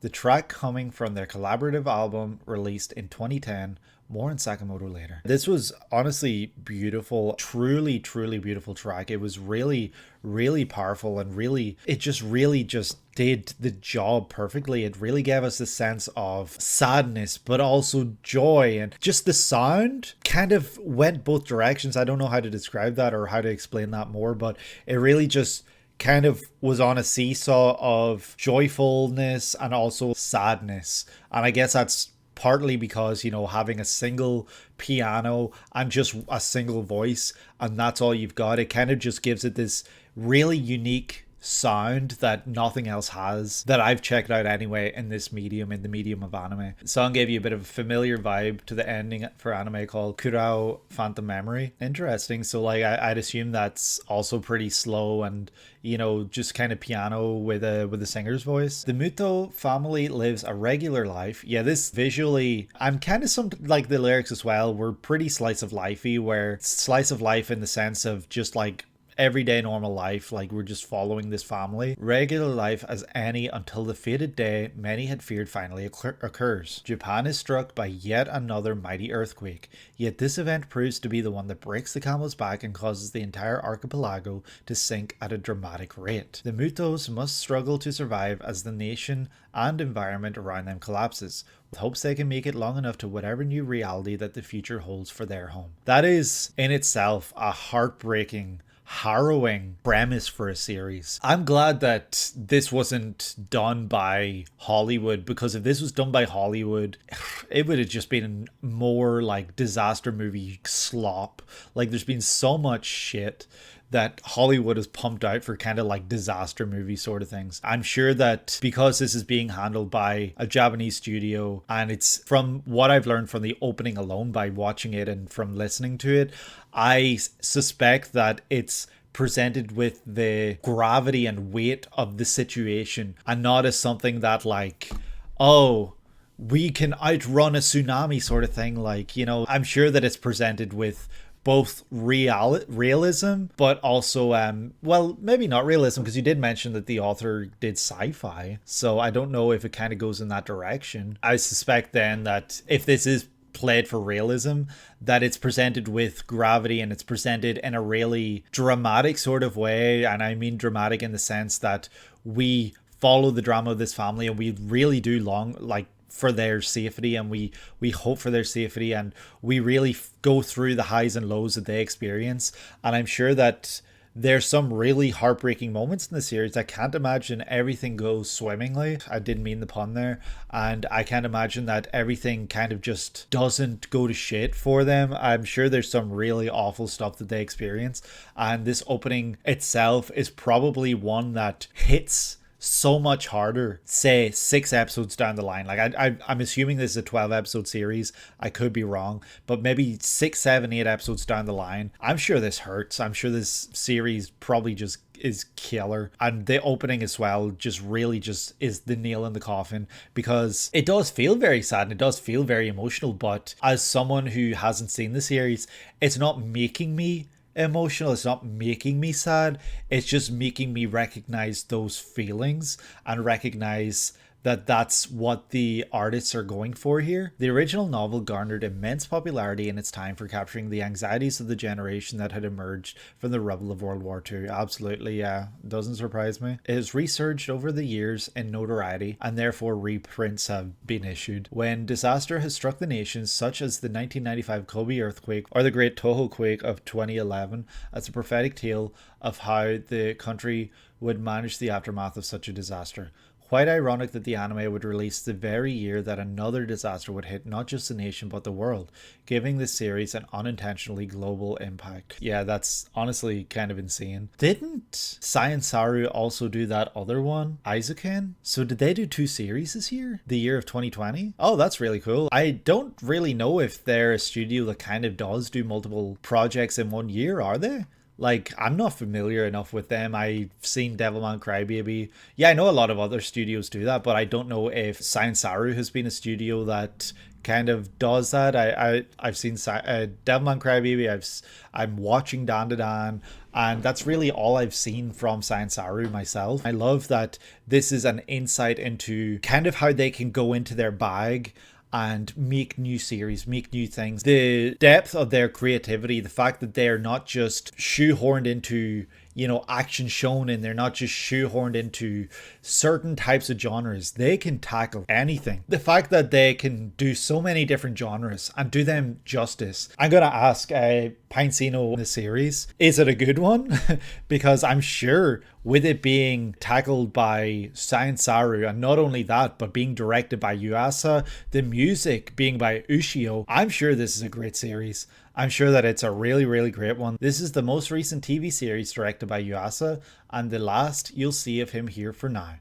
In terms of openings, as you have seen the openings of all of his notable works. Oh shit, we've actually done a full round of his notable works at this point, but that doesn't mean we've checked out all his openings. We're going to check out more Yuasa down the line, and I cannot wait. That man is honestly insane. I cannot wait to see what he's doing next. It's kind of sad that this is 4 years ago and it's the most recent series he directed. I thought he would have done more. Like, I guess that's maybe an indication as to why he didn't direct Dandadan. He's obviously he's shaping the next generation of directors. He's creating the next generation of animators and everything like that. So maybe he's taking more of a literal studio director kind of role where he's overseeing the entire studio rather than, you know, being involved in the works. You must mention that it's quite funny we end Yuasa's run with this series as frankly, if he had a single stinker in his entire catalog, then this show was it. No way. He seemed to have less of a hands-on experience with the show. There's even a co-director listed and would step down from the president of Saru in the same year. Really? Holy shit. That's kind of crazy. He had directed Aizuken earlier in the year, so perhaps some creative burnout was a factor. Holy shit. I had no idea. I thought he was still president of Science Saru. You were losing it at how much gravitas I was giving this series when you know shit was actually kind of ass. That is honestly kind of insane to me. I thought that the subject matter and, you know, everything and the cast that was behind this, like the studio and everyone that worked on this, I thought that this could only be incredible. So, you know, that's news to me. Let me know, you guys, down in the comments if you actually enjoyed this series, because I'd love to hear opposing opinions. I'd love to hear other stuff. Yeah, this opening is absolutely incredible. I'm not disagreeing with you there. The opening really just brings so much passion and so much different kind of energies. Not like high energy, but like different energies. I don't know how to describe that really just aren't captured in a lot of other openings. This was roundly panned. That's a damn shame. It's a shame that he kind of ended his anime series run on this. Then I'd love to see him do something else. On Sakamoto, he was an exceptionally well-regarded pianist composer of world renown. He made great contributions to the development of electronic music with the group YMO before embarking on an over 40-year-long solo career. He composed intros to the Olympics, anthems for national teams, award-winning film scores from The Last Emperor 1987 to The Revenant 2015, and the pedigree goes on for a while. He sadly passed away in 2023, with many musicians across generations paying their respects. I do apologize to anyone for my ignorance for not recognizing his name. Honestly, the legacy that he left is such a great thing. I wish I had a better word. His legacy is just so deep. You know, he, like, look at what was just listed. He did compose intros for the Olympics. Like, that's not a small thing. He composed whole ass anthems for national teams. That's insane. Like, how many people living today Like, I don't mean that disrespectfully because, Sakamoto recently passed. I don't mean that disrespectfully by asking who living today can say that they have composed an anthem for a national team. But, it's just like, you couldn't even name another person, most people, like, who composed national anthems and stuff. The fact that he was able to do things cross mediums, Olympics and everything, and then also just stuff like movie scores, Last Emperor, The Revenant, like award-winning film scores, like, that's no small feat. His music is still being enjoyed today by so many, and I'm really glad that we were able to check this out, because the work he did, the piano playing in this opening, and I don't know if he composed it as well, is honestly incredible. Yeah, I don't know how else to express that. I think that he did an amazing job here, and I hope that if he did any other works within the anime medium, I hope that we do get to check those out down the line, because this was a really special opening. It's a shame to learn that the series itself is ass, so maybe like people aren't checking this out, and so this incredible opening is going by forgotten by a lot of people. So yeah, it's a damn shame. As in, Barcelona hired him for the Olympics, a whole ass country that wasn't Japan. Yeah, and that's huge. I think that now we are ready to wrap up that opening, but yeah, let's move on now to opening number 9.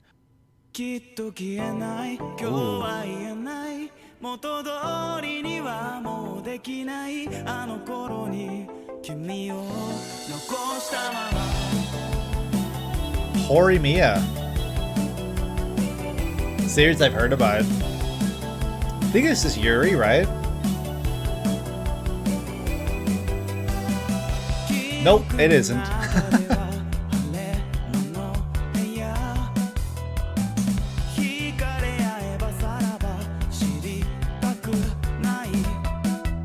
It's a very cute opening. I love the paneling because it's really creative and it's taking your eyes across the whole screen. Oh, that's cool.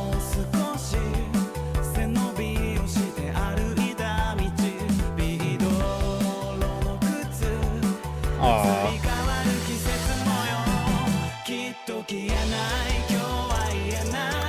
Cloverworks. Ooh.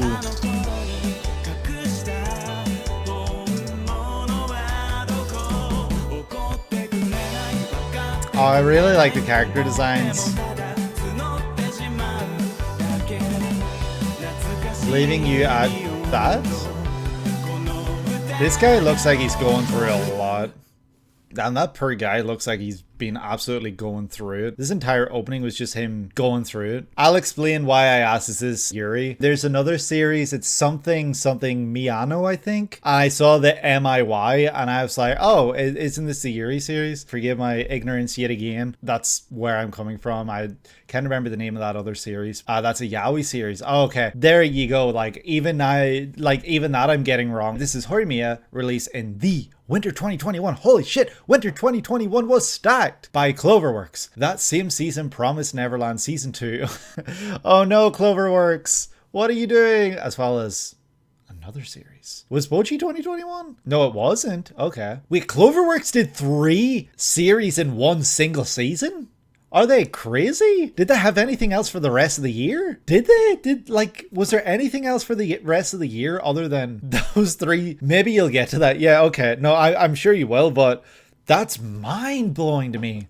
I have never heard of a single studio doing 3 seasons in 1 year. Or in one season, never mind 1 year. Directed by Masashi Ishima, several big openings, including Attack on Titan opening 2. Holy shit, Spy Family opening 1. Love that opening so much. Welcome to the NHK, which he also served as character designer for, as well as on Speedgrapher. I love that we're able to you're able to mention all these series now at this point that I recognize the names of, because if you had said Speedgrapher 2 months ago, I'd be like, Speed what?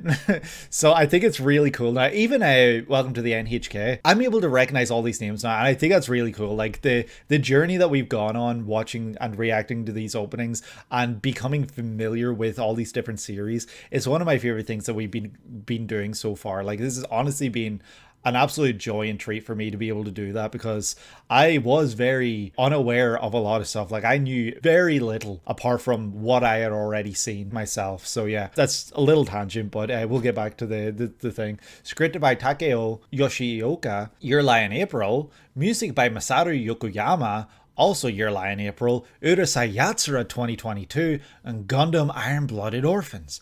I have heard so many people who have been talking about Iron-Blooded Orphans in the comments. I'm not trying to put anyone on blast here, but in the comments where I reacted to Iron-Blooded Orphans openings, so many people were very harsh on it, which, you know, fair, that's your opinion. And I don't have an opinion because I haven't seen the series, but everyone commented on how good the music was in that series. Like, everyone was like, yeah, don't like it, but the music's amazing. So, you know, that's really cool then to hear that whoever did the music for Iron-Blooded Orphans is doing the music for this series, because I'm sure it sounds great. I'm sure it sounds amazing. And based on the manga by Daisuke Hagiwara, story, and Hiro, who did the art. So that's why it said Hiro at the very beginning. I was confused. I was like, Hiro? Is this One Punch Man? Because the first opening is titled Hiro. Speaking of One Punch Man, I have only seen that first opening. I have not seen season 2's opening. I don't know if that's any good or anything like that. Some do 4 a season? What? That's insane. I want to know who, but at the same time, how big is your studio if you're producing 4 series in one season? Do the series even all get attention? Like, what kind of funding do you get?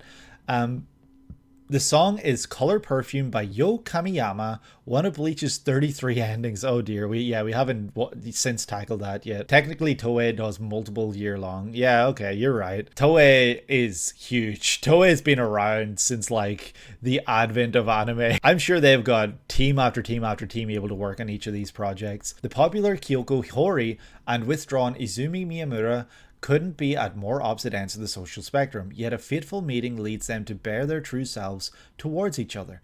The two quickly emerge as friends, revealing more of their lives to one another as the days go on. This experience quickly blossoms to include those around them, netting them a close group of friends and the onset of a slight romance. That is honestly beautiful. Like, I love when series do that, like, you know, two polar opposites eventually, you know, meeting and coming together. It's not a complete fair comparison because it's not really presented that way, but, you know, an example being, you know, Dan to Dan, the main characters of Momo and Okaran, they're so completely different, and that's kind of made obvious at the beginning, but over time, you know, you start to see them like some sort of relationship blossoming between them. So I do think that that kind of trope, I guess you could call it, is one that I like, which is funny enough because like you get to see the character that's kind of in their shell come out of their shell a bit, while the character that is very popular gets to bring them out and really show off their fun personality, and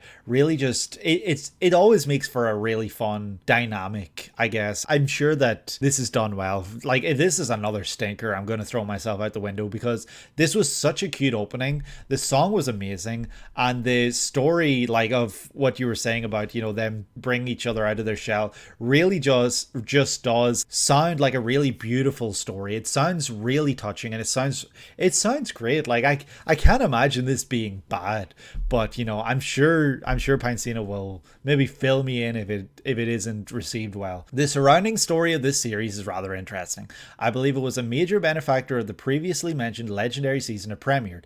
At that time, seemingly saw the birth of the new generation of anime fans, and therefore Horimiya was right there to be the first romance series for many. Funny enough, I do think I remember seeing this on Crunchyroll, front and center. You could argue that this is when I started to get into anime more as well. Like, I was checking out stuff like JJK probably around this time. I was checking out JoJo maybe, and I don't know, maybe this was also around the time I took that huge dive into One Piece. So yeah, I do remember seeing Horimiya front and center of the Crunchyroll webpage, I guess. It both doesn't do anything exceptionally well, but also doesn't fall into any pitfalls either.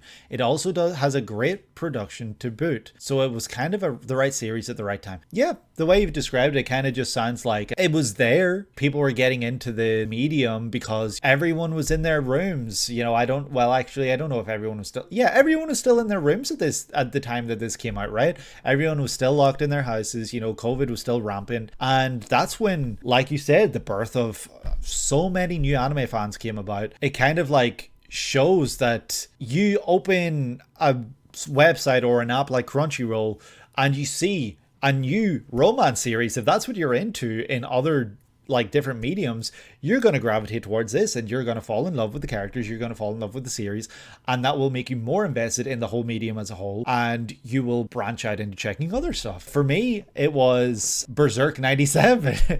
That's what made me really actually want to check out some other stuff in this medium. Before that, I was watching Attack on Titan and I loved it, but I didn't have any intentions of checking out anything else. I don't know why. I guess it was just because like I enjoyed the story, I enjoyed it for what it was, but it was checking out Berserk 97 that showed me then these are two completely different series and I love both, and it made me just want to then know what else the medium had to offer. And I think anyone that checked this out at the time, I'm sure they have great things to say. I'm sure that people like you, Pinecino, who have checked out many more romance series, especially before this one came around, you might have the opinion that yeah, it's good, but it's not amazing, like you just said. It would be pretty interesting to hear the different opinions of anyone who did enjoy the series, or who kind of, you know, has the opinion that yeah, it was a good series, it was a good watch at the time, but you know, you've kind of moved on and you've forgotten about it. As a whole, this series does look and sound like a great one. It's reminding me of Komi Can't Communicate. I don't know which came first, because you know, she is very shy, he isn't, but it's kind of opposites. You know, she isn't shy, he is. Everyone thinks Komi's too cool to talk to them, so you know, that can be played for laughs, where this series looks like it more so tackles that social anxiety aspect and really just dives into that, and is kind of about tackling those kind of taboo feelings of like, well, you'll never be able to escape that if that's how you feel, like kind of making it a show about triumph and overcoming those feelings and those doubts and those anxieties. And I think that if it does it well, I'm sure it's beautiful and I'm sure that it's incredible. The manga had run since 2011, and you remember it being particularly revered back around the first half of the 2010s as you're becoming an anime fan yourself. That acclaim kind of grinded to a halt as the relationship progress for the main couple kind of stopped at a certain point, and the focus of the series zeroed in on the lives of the side cast instead for many years. That's interesting. The manga actually ended within weeks than the anime did, so its reputation kind of recovered just in the nick of time. Well, that's cool. I do like that. This led to a situation where the anime skips over a lot of that less than fondly remembered material, but when anime only fans caught wind that large chunks had been skipped, they automatically assumed that an injustice had occurred. That demand resulted in a second series to cover some of that material debuting last year, and what do you know, it was met with a resounding meh. That's hilarious. I don't know many other series that kind of do cut out those huge chunks and then go back to cover it, but at the same time, I can see why they would, because the first season or the first series was so highly regarded by so many that why wouldn't they go back and cover that stuff, you know, when they've got attention, they've got eyes on it. Like it probably felt like the right thing to do, right? The manga is itself a retelling of the original webcomic by Hagiwara, a bit of One's One Punch Man, Murata's One Punch Man situation in a way. Yeah, I can see that. That's really cool. The webcomic actually received its own OVA adaptation in 2012, directed by One Punch Man director Shingo Natsume. Crazy. That would sporadically receive episodes throughout the 2010s, culminating in a finale that released months after the TV anime concluded. I like that fans of the webcomic and fans of manga have their own different animated versions. Like, you know, you can go watch both, or you can watch one or the other. You can make your pick, and I think that's a really fun way to be able to do that. The visuals in this opening were so beautiful. I love the framing. It really just captured this feeling of change and everything kind of like being beautiful. Like, you know, we see the trees changing, you know, all the different seasons here in this shot. We see this shot right here of him walking into frame. Like the shots of all these different things where it's all happening and it's your eyes are just following it are incredible. He walks into frame, but is he there? Isn't he there? Because they both look up at him, or all three of them look up at him, and he's there in part of the frame but not in the others. So it's really just kind of giving us this sense of change and this sense of transition, because, you know, those are transitionary frames, and, you know, his character is one that transitions throughout the entire series. So I don't know if that's what it's kind of representing. There's so many different styles present in this opening, like so many different animated styles, and it really just gives this sense of, like I said, change and beauty and everything in the world. And the fact that she's on the side of beauty and he's on the side of kind of like decay, you know, the autumn months and everything like that. It's honestly a very special opening and a very special song accompanying it. Is a really, really beautiful song. It's all really slick, and it actually does properly represent the look of the actual show. I love that, because yeah, a lot of other openings kind of give it this other look, whereas yeah, this look, I do like the character styles and the way the line, what's that called, the how hard the lines are. They're kind of thin line, yeah, the line work, I guess. Like the lines are thin, like they're not super harsh. It's kind of reminding me of like a Chainsaw Man-y kind of look, I guess, but also not really. It's honestly really beautiful, and Cloverworks did an amazing job here. Kamiyama did an absolutely incredible job with this opening track. It was so beautiful, so fitting, and so heartfelt. It just really, really was the perfect icing on the cake for this opening. But yeah, I think I might now be ready to move on to number 10. What's it gonna be? Wonder Egg Priority. Oh shit, it's an egg! It's 4 eggs! Ooh. Ooh, okay.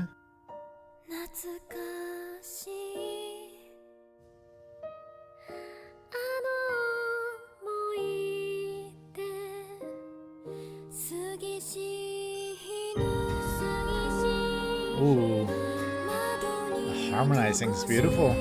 The real life imagery is really cool. I do really like that.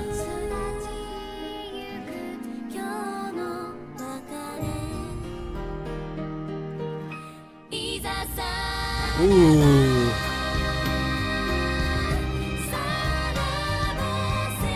It's like coming of age? Farewell teachers?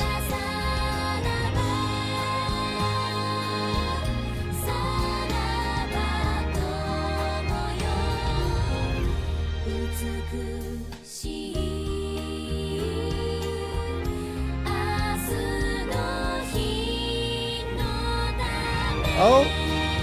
Oh, hell yeah. I like the heterochromia as well, it's really cool. The time lapse of the egg. What's in the egg? What is in the egg? What's in the egg? This is Wonder Egg Priority, released in that very winter 2021 season by Cloverworks. Ah, so this is the other series, the third series. Promised Neverland Season 2, a series that everyone remembers very fondly. That's Season 2 of Promised Neverland, right?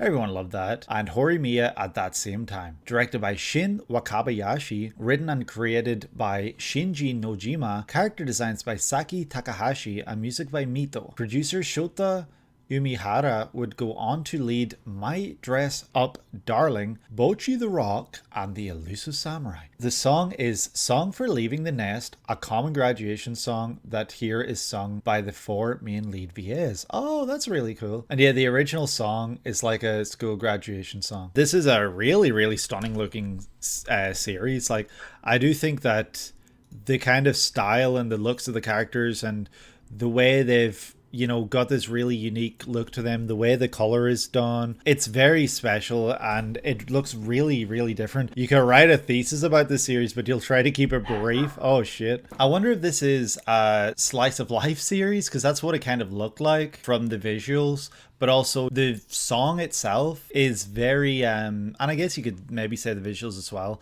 are definitely coming of age-esque. So I'm wondering if this is kind of like a a coming of age story. That's what I would garner from this. That's what I would gather anyway. I don't really know what to think about the use of real life imagery. I did really like it. That's not what I'm trying to say. I just don't know how to interpret that. I don't know if that's got some sort of analytic reasoning for it. Like if it's trying to show us like comparisons to the real world, kind of like as though the series is presenting realism or something like that. I don't actually know. Following a horrific personal tragedy, Ai Oto is left with not much left to look forward to in life.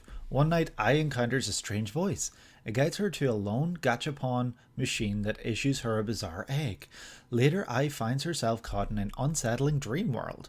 The voice from before beckons Ai to break the wonder egg. Oh shit. Which cracks open to reveal a girl around her age. What? Ai fends off a horde of monsters? Where did that come from? I did not get monsters kind of from this opening at all. This yeah, this is very sci-fi and nothing like I thought. I thought this would be a pretty realistic show based on what I was seeing, but I guess not. Ai fends off a horde of monsters and eventually the girl tearfully thanks Ai for protecting her before vanishing. The mysterious voice then informs Ai that by saving people she can reverse the tragedy that has befallen her in the real world. Okay, that's cool. Desperately clinging to this glimmer of hope, Ai buys more wonder eggs and risks her life to save others in the dream world. Along the way, she encounters 3 other girls in very similar situations to her own. If they're in similar situations, I would imagine then that they're being used and that they're being taken advantage of. I'm seeing the characters, so she's presumably Ai. The girl that walks past here is one of them. She's one of them too. And where's the 4th? There's the 4th. So there's all 4 of them. I don't know then what to make of this, because I thought it was a completely different series from what it is. I guess if you're saying it ain't cool when I was like, oh, that's cool, that means that this is a very dark series and a series that kind of maybe subverts expectations. The looks of the designs for the characters here, it's reminding me of the look for, I guess, one of the characters in Summertime Rendering. I don't know, well, not hair design or anything, but I guess the way faces are shaped and stuff like that. It's reminding me of Summertime Rendering from like the opening that I saw where it showed like a glimpse of what the characters look like. So I'm not really sure. It preys on her desire to reverse a personal tragedy. Thinks he ain't that PG. Yeah, no, absolutely not. It's kind of like using her for something because it's something that means a lot to her. It's like taking advantage of that. Yeah, absolutely. The way that the song kind of reaches some sort of triumphant height towards the end as she smiles and then goes and like does something, you know, pretty childlike, you know, maybe to represent the innocence, you know, where she's on the monkey bars. Like, I don't know if that's kind of like representing innocence, but that's what it's making me think of, where she goes and does something then that she wants to do that makes her happy. Writer Nojima had exclusively written live action dramas, seeking to try his hands at an anime series that could connect to younger audiences through a fantasy coming of age story. So it is coming of age, that's what I thought. That could not be feasible in the scope of live action television. First time director Wakabayashi was recommended, who in turn recruited a small team of exceptionally talented, ambitious, and inexperienced animators. The result of the collaboration was both one of the most exciting productions of the last decade and one of the medium's most notable disasters in recent years. Really? That is such a shame. Cloverworks kinda like, was this just not a good season for Cloverworks? I think that the idea that this series kind of went off the rails and kind of flopped towards the end is kind of a shame, because it does sound like a really cool premise. I say cool, I know it's not cool, but it has a really good premise, an interesting premise, a unique premise, and the series, the way it looks, everything about it just really is very intriguing and interesting to me. I just want to know more about the supernatural aspect, the sci-fi aspect, and really what's actually at play here. I think that finding that out would be honestly pretty fun, even though in reality in the world it probably isn't actually fun. It's probably awful. Starting with an egg, turning into 4, kind of probably representing what they wear and the colors associated with those characters, and then ending with the single lone egg again, and it cracks and God only knows what comes out of it. The Young Bull team put everything into the series and created something that completely blew everything else out of the water, including concurrently airing giant events like Attack on Titan and Jujutsu Kaisen. Unfortunately, the young team practically killed themselves in the process to make it. Director Wakabayashi was hospitalized several times over the course of the production and hasn't worked in an anime since. That's a damn shame. A recap replaced the 8th episode and the finale itself was delayed for months. The production degradation affected all aspects, especially the storytelling, which went from pristine and thoughtful to rushed and frustrating. A beautiful story about loss, regret and identity. One of the MCs is trans. Oh, that's really cool. Openly trans, I hope, because I feel like you don't see that a lot in series like these. You know, I could maybe name just a couple of series that have trans characters in them, and a lot of the times those characters are played for laughs. I suspect that within this series that deals with all these heavy topics, it's not played for laughs, became muddled and confused, culminating in a finale that left very few pleased. That is such a shame. Watching this happen in real time was very heartbreaking to witness, as you just saw this gem that these creatives were clearly sacrificing so much to put out just degrade and degrade to the point that their efforts could never be fully conveyed or appreciated. Cloverworks juggling two other shows at the same time, one being the disastrous Neverland Season 2, certainly didn't help, leaving the team with little assistance in their struggle. That's honestly heartbreaking as, you know, a fan of the series. Like, I'm not speaking for myself, but, you know, fans of the series probably just, by the end of it, were fed up, I guess. To offer an example of the situation, you first became aware of the series a few months prior to the airing by a small enthusiastic French anime fan account that you believe was also studying for animation at university. They would really boost the series' notoriety by their well done post detailing the excellent work on the series. By the end of the production, that very same fan was working on the show after being reached out to by the staff. They were one of many. Very surreal to witness. That is really interesting. It's cool that you have that kind of attachment or insight into the series itself. I wonder then what actually happened. It was an unforgettable experience to watch, both good and bad, and you'll always remember this particular image, ironically from the concurrently airing Horimiya that everyone posted when the new episode would drop during the more positive times. Oh shit. It's egg time. Yeah, that's a fun image. I could definitely see that, you know, being the episode just dropped kind of image. Yeah, I had no idea the series went that way. I thought that this was, from checking out the opening, it was something else entirely. So yeah, I guess it's a shame, but at the same time, I'm glad that you, and I'm sure many others, have these positive experiences with this series, because I'm sure that if this is a series that kind of fell off, it's one that people might be nowadays wary to tackle, wary to dive into, and, you know, not exactly wanting to check out because they've heard the horror stories, I guess. What's it rated? 7.57 on Mal is still very high though. That's still a very high rating. I'm surprised by how high that is, considering what you were talking about there with how it kind of just fell off. Oh, the first half is all-time incredible. I'm sure it is, but for people to still rate it that highly, even when it's only half good, I guess you could say, is really interesting to me. But I'm glad, because you did sell me on the fact that it's probably a great first half and that the team had a lot of creativity and passion behind it. And the opening alone really just showcased that creativity and passion. It really just showcased so much. And yeah, honestly, Wonder Egg priority. That's, yeah. I think we might now be ready to move on to opening number 11. On to happier times. Oh, the ending is also incredible. I'm sure it is. Saw it again for the first time when you were looking for this opening, and it kind of got you a bit hard a bit. I get that. I have definitely got series to get me like that. Not just in anime. TV shows that I've rewatched, like Lost.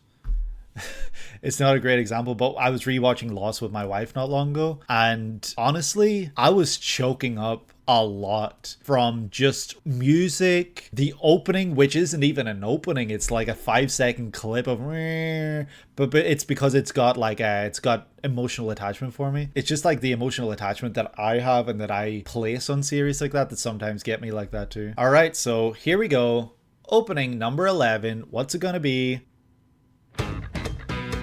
It's Kaguya, she's back. Time for Love. He's back.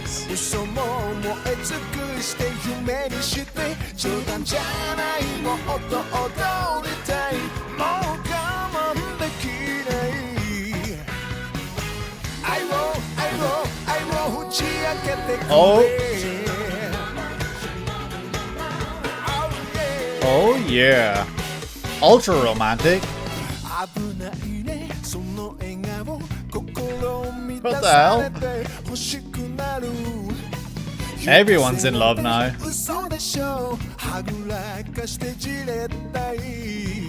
That watch? Oh, was that his parents, perhaps? Or his father anyway?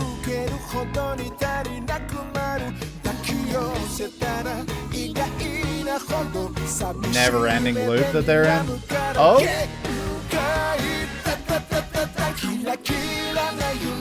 Oh?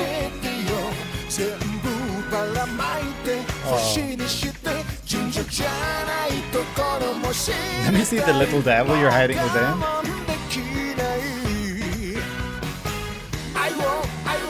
Oh!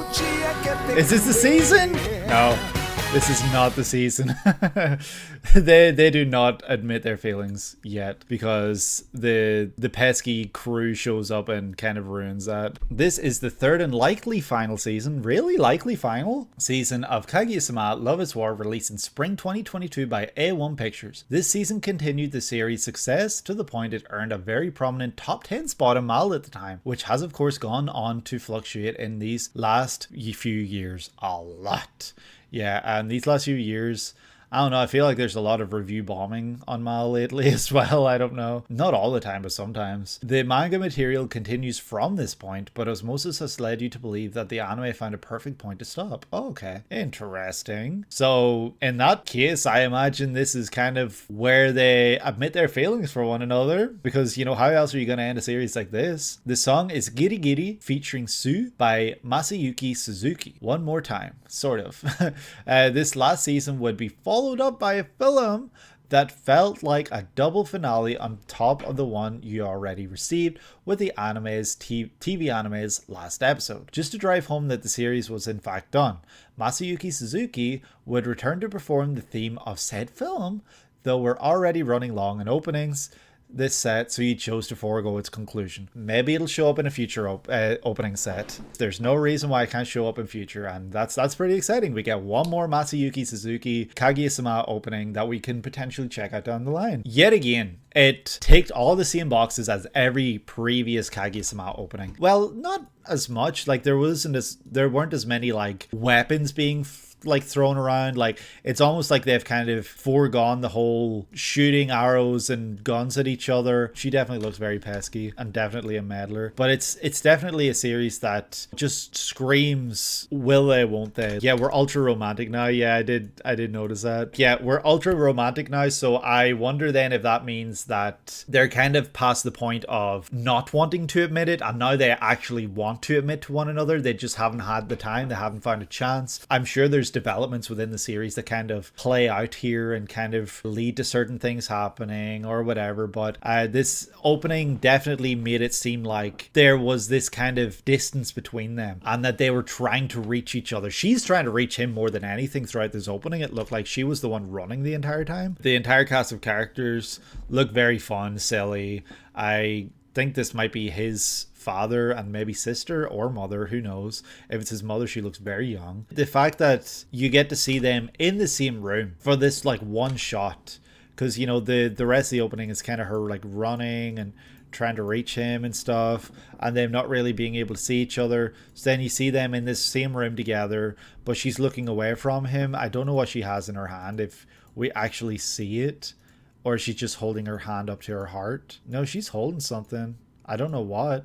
Well, she's holding something, and then we kind of zoom out and it shows this kind of constant, endless loop of the same thing over and over again, which immediately is followed up by, you know, this kind of infinite room sort of thing, where right at the end he is there. So it's almost like he's so unreachable. Like despite how much she tries, she can't reach him, and the heart is there alongside him because, you know, that's where her love lies. That's where her thoughts and priorities lie. Funny enough, since you were talking about him earlier, Shirogane, main male lead, his father is also voiced by Koyasu Dio and is incredible. I'm sure he is, because he is one of my favorite voice actors for sure. I'm sure many others would say the same thing. Then she spends this entire time running through all these different realities, as the lyrics say, reality, make your dreams of luster into reality. She's running through all these kind of trippy situations, like bows and arrows, like battlefields,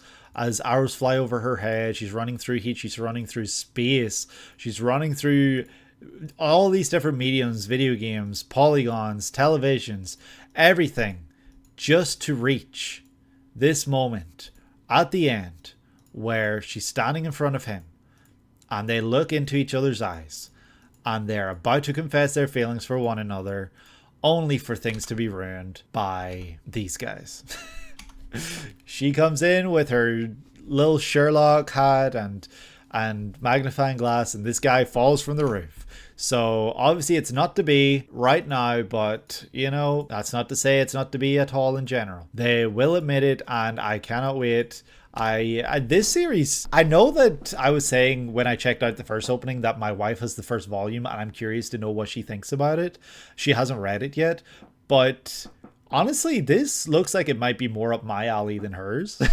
So, you know, who knows? Maybe this will be my first, like, romance manga series. I say romance in quotation marks because, you know, Dan to Dan is a romance. Like, come on. It's a romance. You cannot deny it. I might actually check this out down the line. Who knows? Your ears are bleeding from the cringe. It is not cringe. It is romance. And you're wrong for that. Kaguya-sama, what another fun opening. Suzuki is so fun to hear in these openings. The team that produced these openings did amazing jobs here.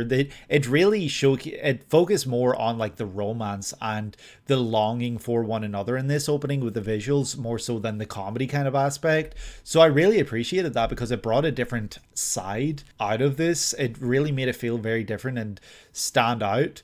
But then, you know, we do get that ending where the characters all come into view and it's kind of like, you know, played for laughs again, and it's more fun. So, you know, it really did bring a different aspect out of the series and feeling out of me for, like, you know, I actually thought this was going to be it. I was like, holy shit, are they going to show, you know, some sort of, you know, almost they're gonna kiss moment, but then it just switches to black and kind of teases you and doesn't actually give it to you. But no, they don't get that because this is a rom-com, and yeah, it's played for laughs at the end. But yeah, this one was very different feel from the previous two. I've loved every opening that we checked out for the series. All three of them were huge. All three of them were bangers. So fun to check out.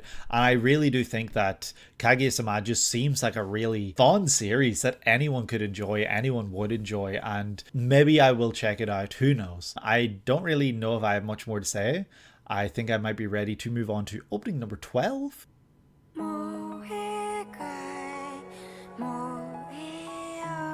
Okay. Stunning visuals. I love the two different voices. Ooh, this looks really cool. Oh, that run! The guitar! Was that a... Holy shit, this is bonkers!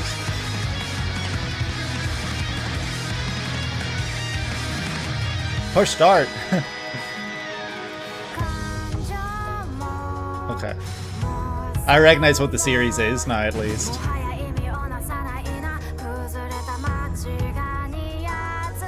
Ooh! Oh, the visuals are incredible! This is so stunning looking! And the song is so good! Oh! Oh, look at that run with the pencil outline! Oh my god!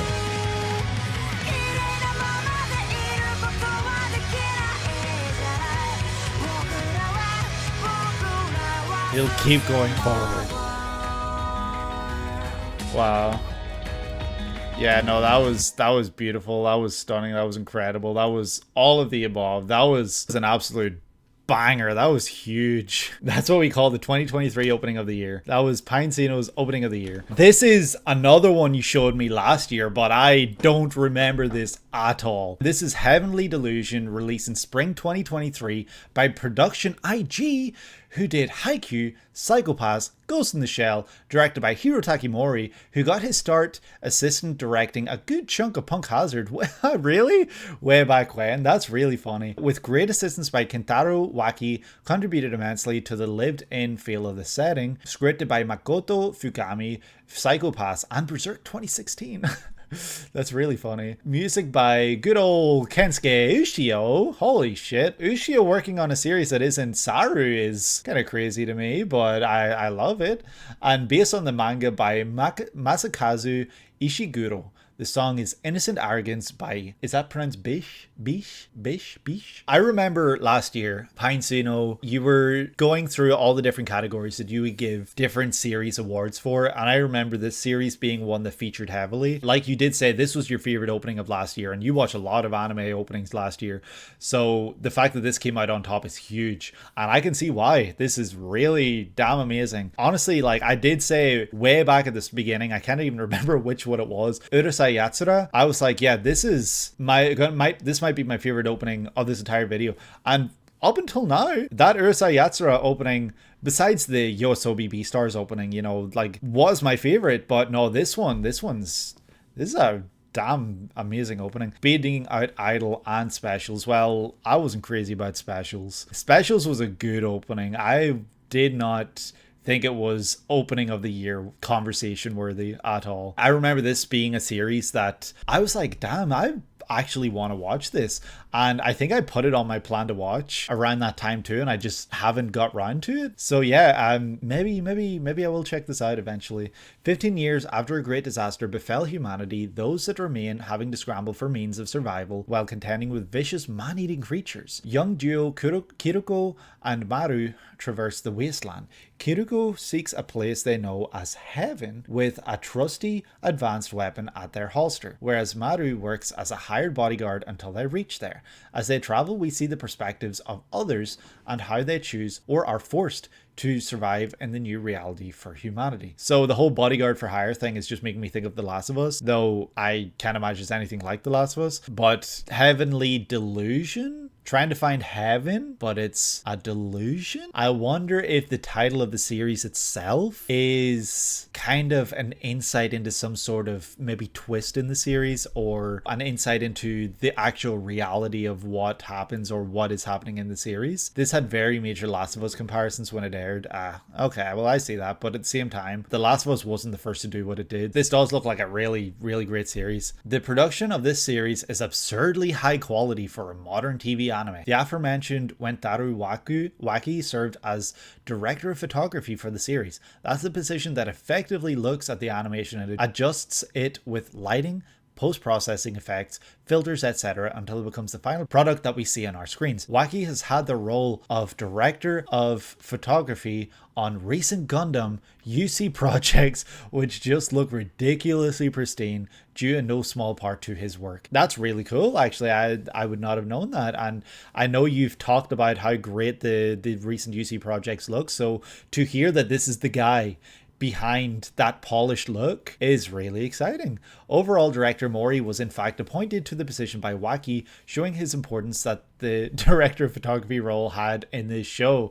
That's wild. The guy who was in the director of photography role was like, yep, you're going to direct this shit. Like, that's really cool. As a whole, you talk about director of photography, how it looks, like you need to look no further than the opening alone just to see how special this is. Like, this is a really unique opening. It's a really unique series. So different and so incredibly amazing. Like, this just really screams special. Like, it speaks volumes on the work of the team that created this series, because the opening alone is enough to make me want to watch this series. Shots like these are absolutely insane, and the way everything is so pristine and everything is incredibly high quality, and we get to see all these different shots, and especially the shot here with her running and the outline. Bravo to the team behind this. That is honestly insane. This opening is mental. Like, this opening is nothing like I've seen before. Like, this is one of my favorite openings that I've checked out for sure. Like,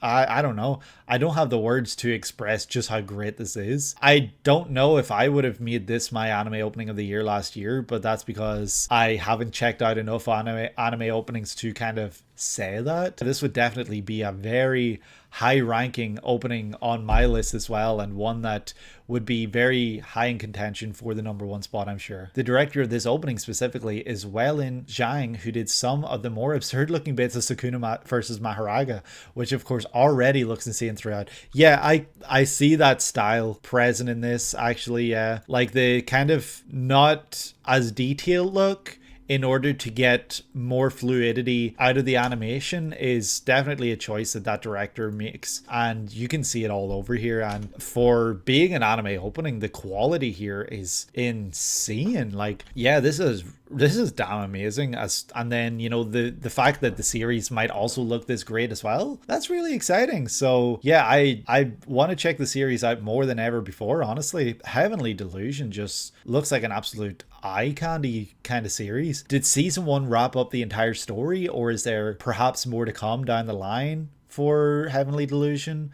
Because I would hope this isn't a single season series, because it looks so good that I would want this to continue.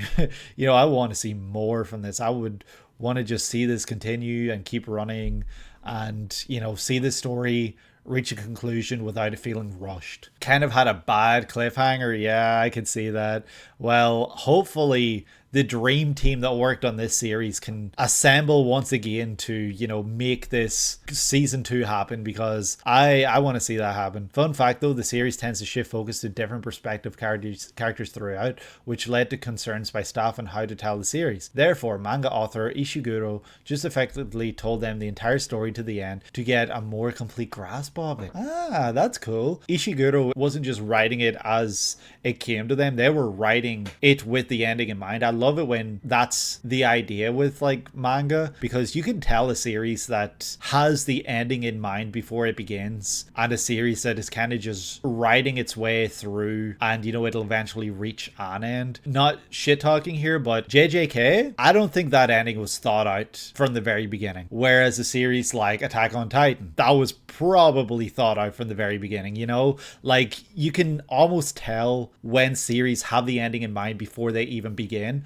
And I think that those kind of series are the ones that grip me the most, even though I'm a huge fan of JJK. Like, you know, I was getting shit way back when for mentioning JJK all the time in these kind of videos, but, you know, I'm a huge JJK fan. But my true love are series that have the story mapped out, and you can see the beats as it goes on, and you can tell that the manga creator or the series creator, like be it in television as well, have the idea at the very beginning, and you're just watching it play out. And I do honestly love that so much. The series here just really does scream creativity, love, and passion on all ends. Like the song as well, let me hear it again a little bit.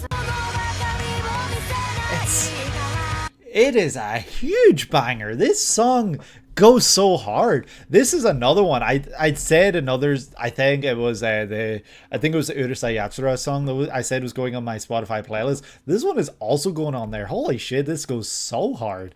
I will be adding this as soon as I finish streaming. Seriously, the song, the visuals, 1,010 out of 10. Holy shit, this was so good. I don't really have enough words to express my praise for this opening. Yet again, I'm only wanting to check out the series more and more. I think I might be ready now to check out the next opening though, which will be the final opening, number 13. So if you guys enjoyed this video, please feel free to leave a like, subscribe, and comment. Let me know which your favorite opening was in this video, what your favorite series was in this video, any that you would like to see in the future. Ring the bell if you want to be updated when I post videos like this. Follow my Twitch, link in the description for when I go live for recordings like this. Follow my gaming channel, Jasmer_games, where I post gaming content. Yet again, the link is in the description below. Here we go, opening number 13. Really excited to see what we're going to get. I assume Pinecino has left a huge one for the finale, so let's see what we're going to get. Alright, here we go. Final opening for this video. Whew, let's see what it is that we get. It's a story like a fairy tale. Frieren!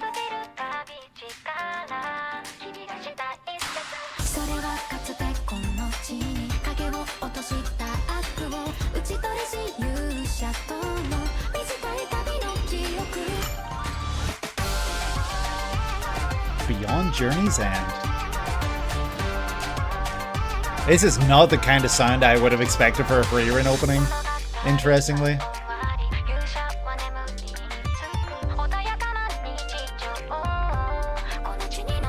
Artistically, it's stunning, it's beautiful. Aww.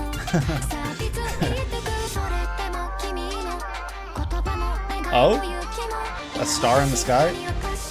Holy shit, that aura?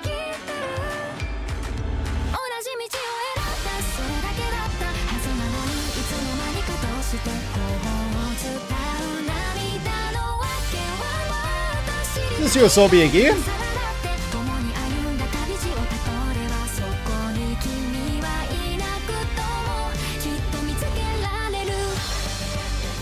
Oh, that sounded like that epic sound coming in with the choir. Oh, oh hell yeah, that was Frieren Beyond Journey's End, released in fall 2023 by Madhouse, the Goats, directed by the Keiichiro Saito, who did Bocchi the Rock. Wow, little wonder you were so excited for this.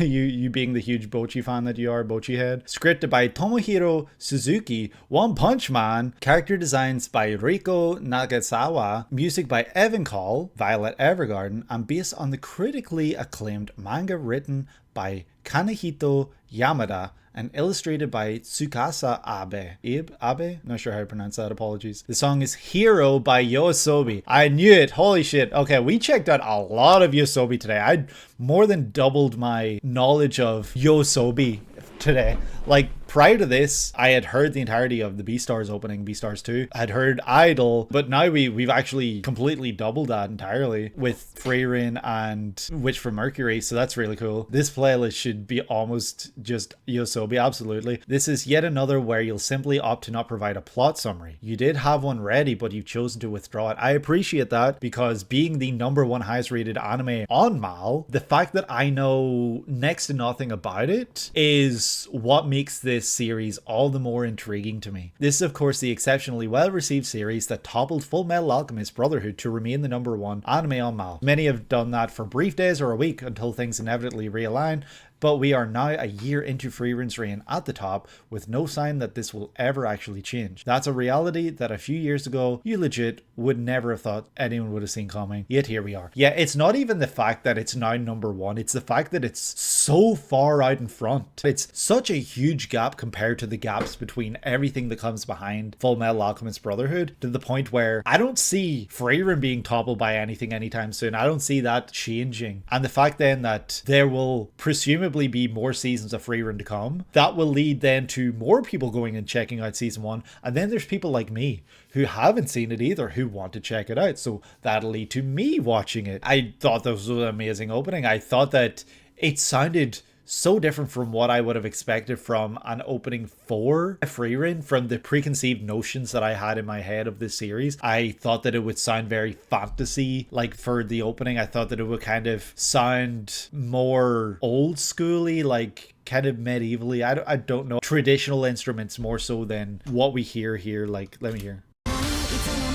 Like, this is very clearly Yoasobi core. Like, this is so Yoasobi that it's not even funny. Like, the high production techno kind of sound, whereas what I would have expected would have been like maybe guitars, pianos, maybe like traditional sounding instruments, like real live instruments. So I was really surprised to hear this track positioned alongside the visuals. Like, they definitely did fit the visuals, and it was another great Yoasobi track, but I'm just surprised that that's what I got with Frieren. Absolutely great opening for sure. I have heard a few of the tracks by I guess Evan Call, you said. There's one that's like Dragon Slayer or something, but that's only because Pinecino and we were playing D&D recently, and our DM would sometimes play a Frieren track or two in there, but I can't remember how it sounds or anything like that. I just remember being like, oh, this is Frieren, because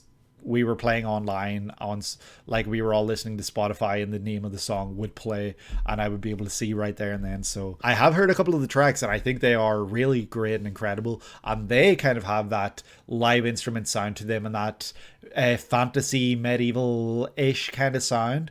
So I guess maybe that's also a part of playing into why I thought that's what an opening for this series would sound. Time to go through the visuals a little. I don't want to spoil myself in anything here, so I won't dive too deep into things. I know from being online that she is, what do people call her? Elf grandma or something like that. Like, I know she's very old. Seeing her like sleeping, don't know if that's a key part of the opening or it's just kind of showing the beginning of her like waking up. It feels appropriate since that it reached its pedestal as, like Fullmetal Alchemist Brotherhood, Frieren is a series that kind of just exceeds the vast majority of series on most of the key aspects. There are some that, of course, go beyond it in one or two areas, but there are very few like it that succeed on so many levels to the extent that this one does. Frieren's floor for quality is simply what would be the ceiling for most others, if that makes sense. Absolutely, that makes sense, and that's honestly kind of incredible. It nails both the episodic structure of one-off, typically emotional, poignant detours on a long journey, and then jaw-dropping fantasy action through the tried and true shonen battle format. Again, very much like Fullmetal Alchemist that came before it. What actual Madhouse series have I watched? Monster? One Punch Man season 1. Okay, yeah, true. Oh, Hunter x Hunter? Shit, okay. The animation, you could say there are some moments in Hunter x Hunter that look incredible, but for the most part, Hunter x Hunter being a long series, there aren't exactly those like high production moments a lot of the time. One Punch Man, the animation in that was incredible. So I guess the fact that then I can think of, they went from Monster to Frieren over the course of 20 years. Like, that change in production, that change in quality is absolutely incredible. And I would honestly love to actually watch this series. I wouldn't be comparing it to previous Madhouse series that I've seen before. They had to pace Hunter x Hunter across 148 episodes. Yeah, I know that. I'm not giving them shit. I think they did an incredible job with Hunter x Hunter. I'm just saying, like, you're saying the production in this series is insane. So I personally haven't really seen that from Madhouse. Oh, they also did Perfect Blue and Paprika. Okay, there you go. There's the production quality. I do genuinely think this looks like, it sounds like an incredible series. I know that it doesn't just get to number 1 on Mal for no reason. She wakes up and she looks very sad, and then it flashes the logo, and then we see her surrounded by all these shadows, people that are happy, people that are by themselves and just kind of going on with their lives, and she's just kind of standing there afraid almost to take the first step. And then when she does, it cuts to her looking out at other people. I wonder if these are people that are in her party. I assume they are because we see them with her. She's reading or teaching, I don't really know. I guess by extension, Mappa is a bit of Madhouse that split off and went on to be its own thing. Oh, really cool. The way that the coloring is done here is really cool. I really like the look in the background here, where this looks like a mural on the ground representing Frieren and someone else's like achievement. I don't know if that makes sense. Like, this very clearly looks like Frieren on the left, and this is, you know, someone else. Seeing this is actually kind of interesting because she might be a character with actual historical importance in this world, opposed to just being a character going through life. The shot here where she's trying to catch up to the thing closing in around her might be representing her kind of mental psyche and where she is, whereas at this shot right here, that is bonkers. Look at that aura. Holy shit. She definitely could cast Zeta Flare in her sleep. She would cook Donald Duck's ass in no time. Oh, this is the guy that we saw, I think, in the mural. So that's him right there. And then it shows this bracelet, I guess, and a sword in a very stylized kind of style. I think this is the guy again. So I wonder if he's the love interest or a love interest, or just someone that our cast of characters know, because we, apart from this shot here, we don't see him with the others at all. We see like our main cast of characters pretty much all together at some points during this. Oh wait, there he is. Okay, no, never mind. Unless those are two different characters. But yeah, we do actually see him with the others. All right, so I was wrong entirely. He looks like he's kind of leading right now, whereas, oh, actually, maybe that's kind of more of a, so let me cook here, right? Don't know who that is with their feet out, put the dogs away, you know. On the left look like maybe heroes of old, right? Heroes of old that are well renowned and well known, because on the right we have the new up and comers, like the crew that we saw with Frieren. Peanut is here, so he's gonna wreck my shit. We get to see the new up-and-comers on the right, and then it kind of gets to this point where this is what I paused on, so this is why I thought he was part of the team, because it looks like they're following him, but in reality, it's maybe just showing that they're following in his footsteps, and more so that Frieren is following in his footsteps, because we see her in both realities. Like, she's a hero of old and a hero of today, because she is on both sides, and it eventually stretches out to show her fully. Maybe that's what's up here. Like, maybe this was her old crew that she was following. Like, she would follow from the back like we see here, and this was her old crew, and you know, they went and did these really crazy things together, but now she is leading from the front and she has people following her. Maybe that's kind of what's happening here. Yeah, I think that's what's happening. She is leading the new generation, whereas before she followed the old generation. So it's kind of like this cycle,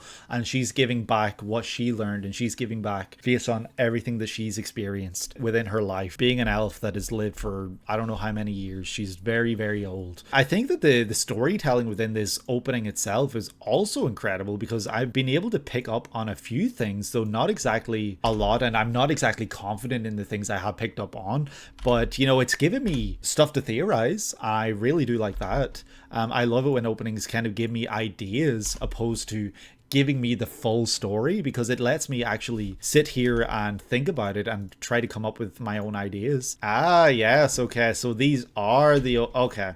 So well, I don't know if this is the logo, but the characters that we see with her here are the characters that were all the way, you know, forward in the video. So yeah, I do think that these are probably the kind of historic heroes of a certain time.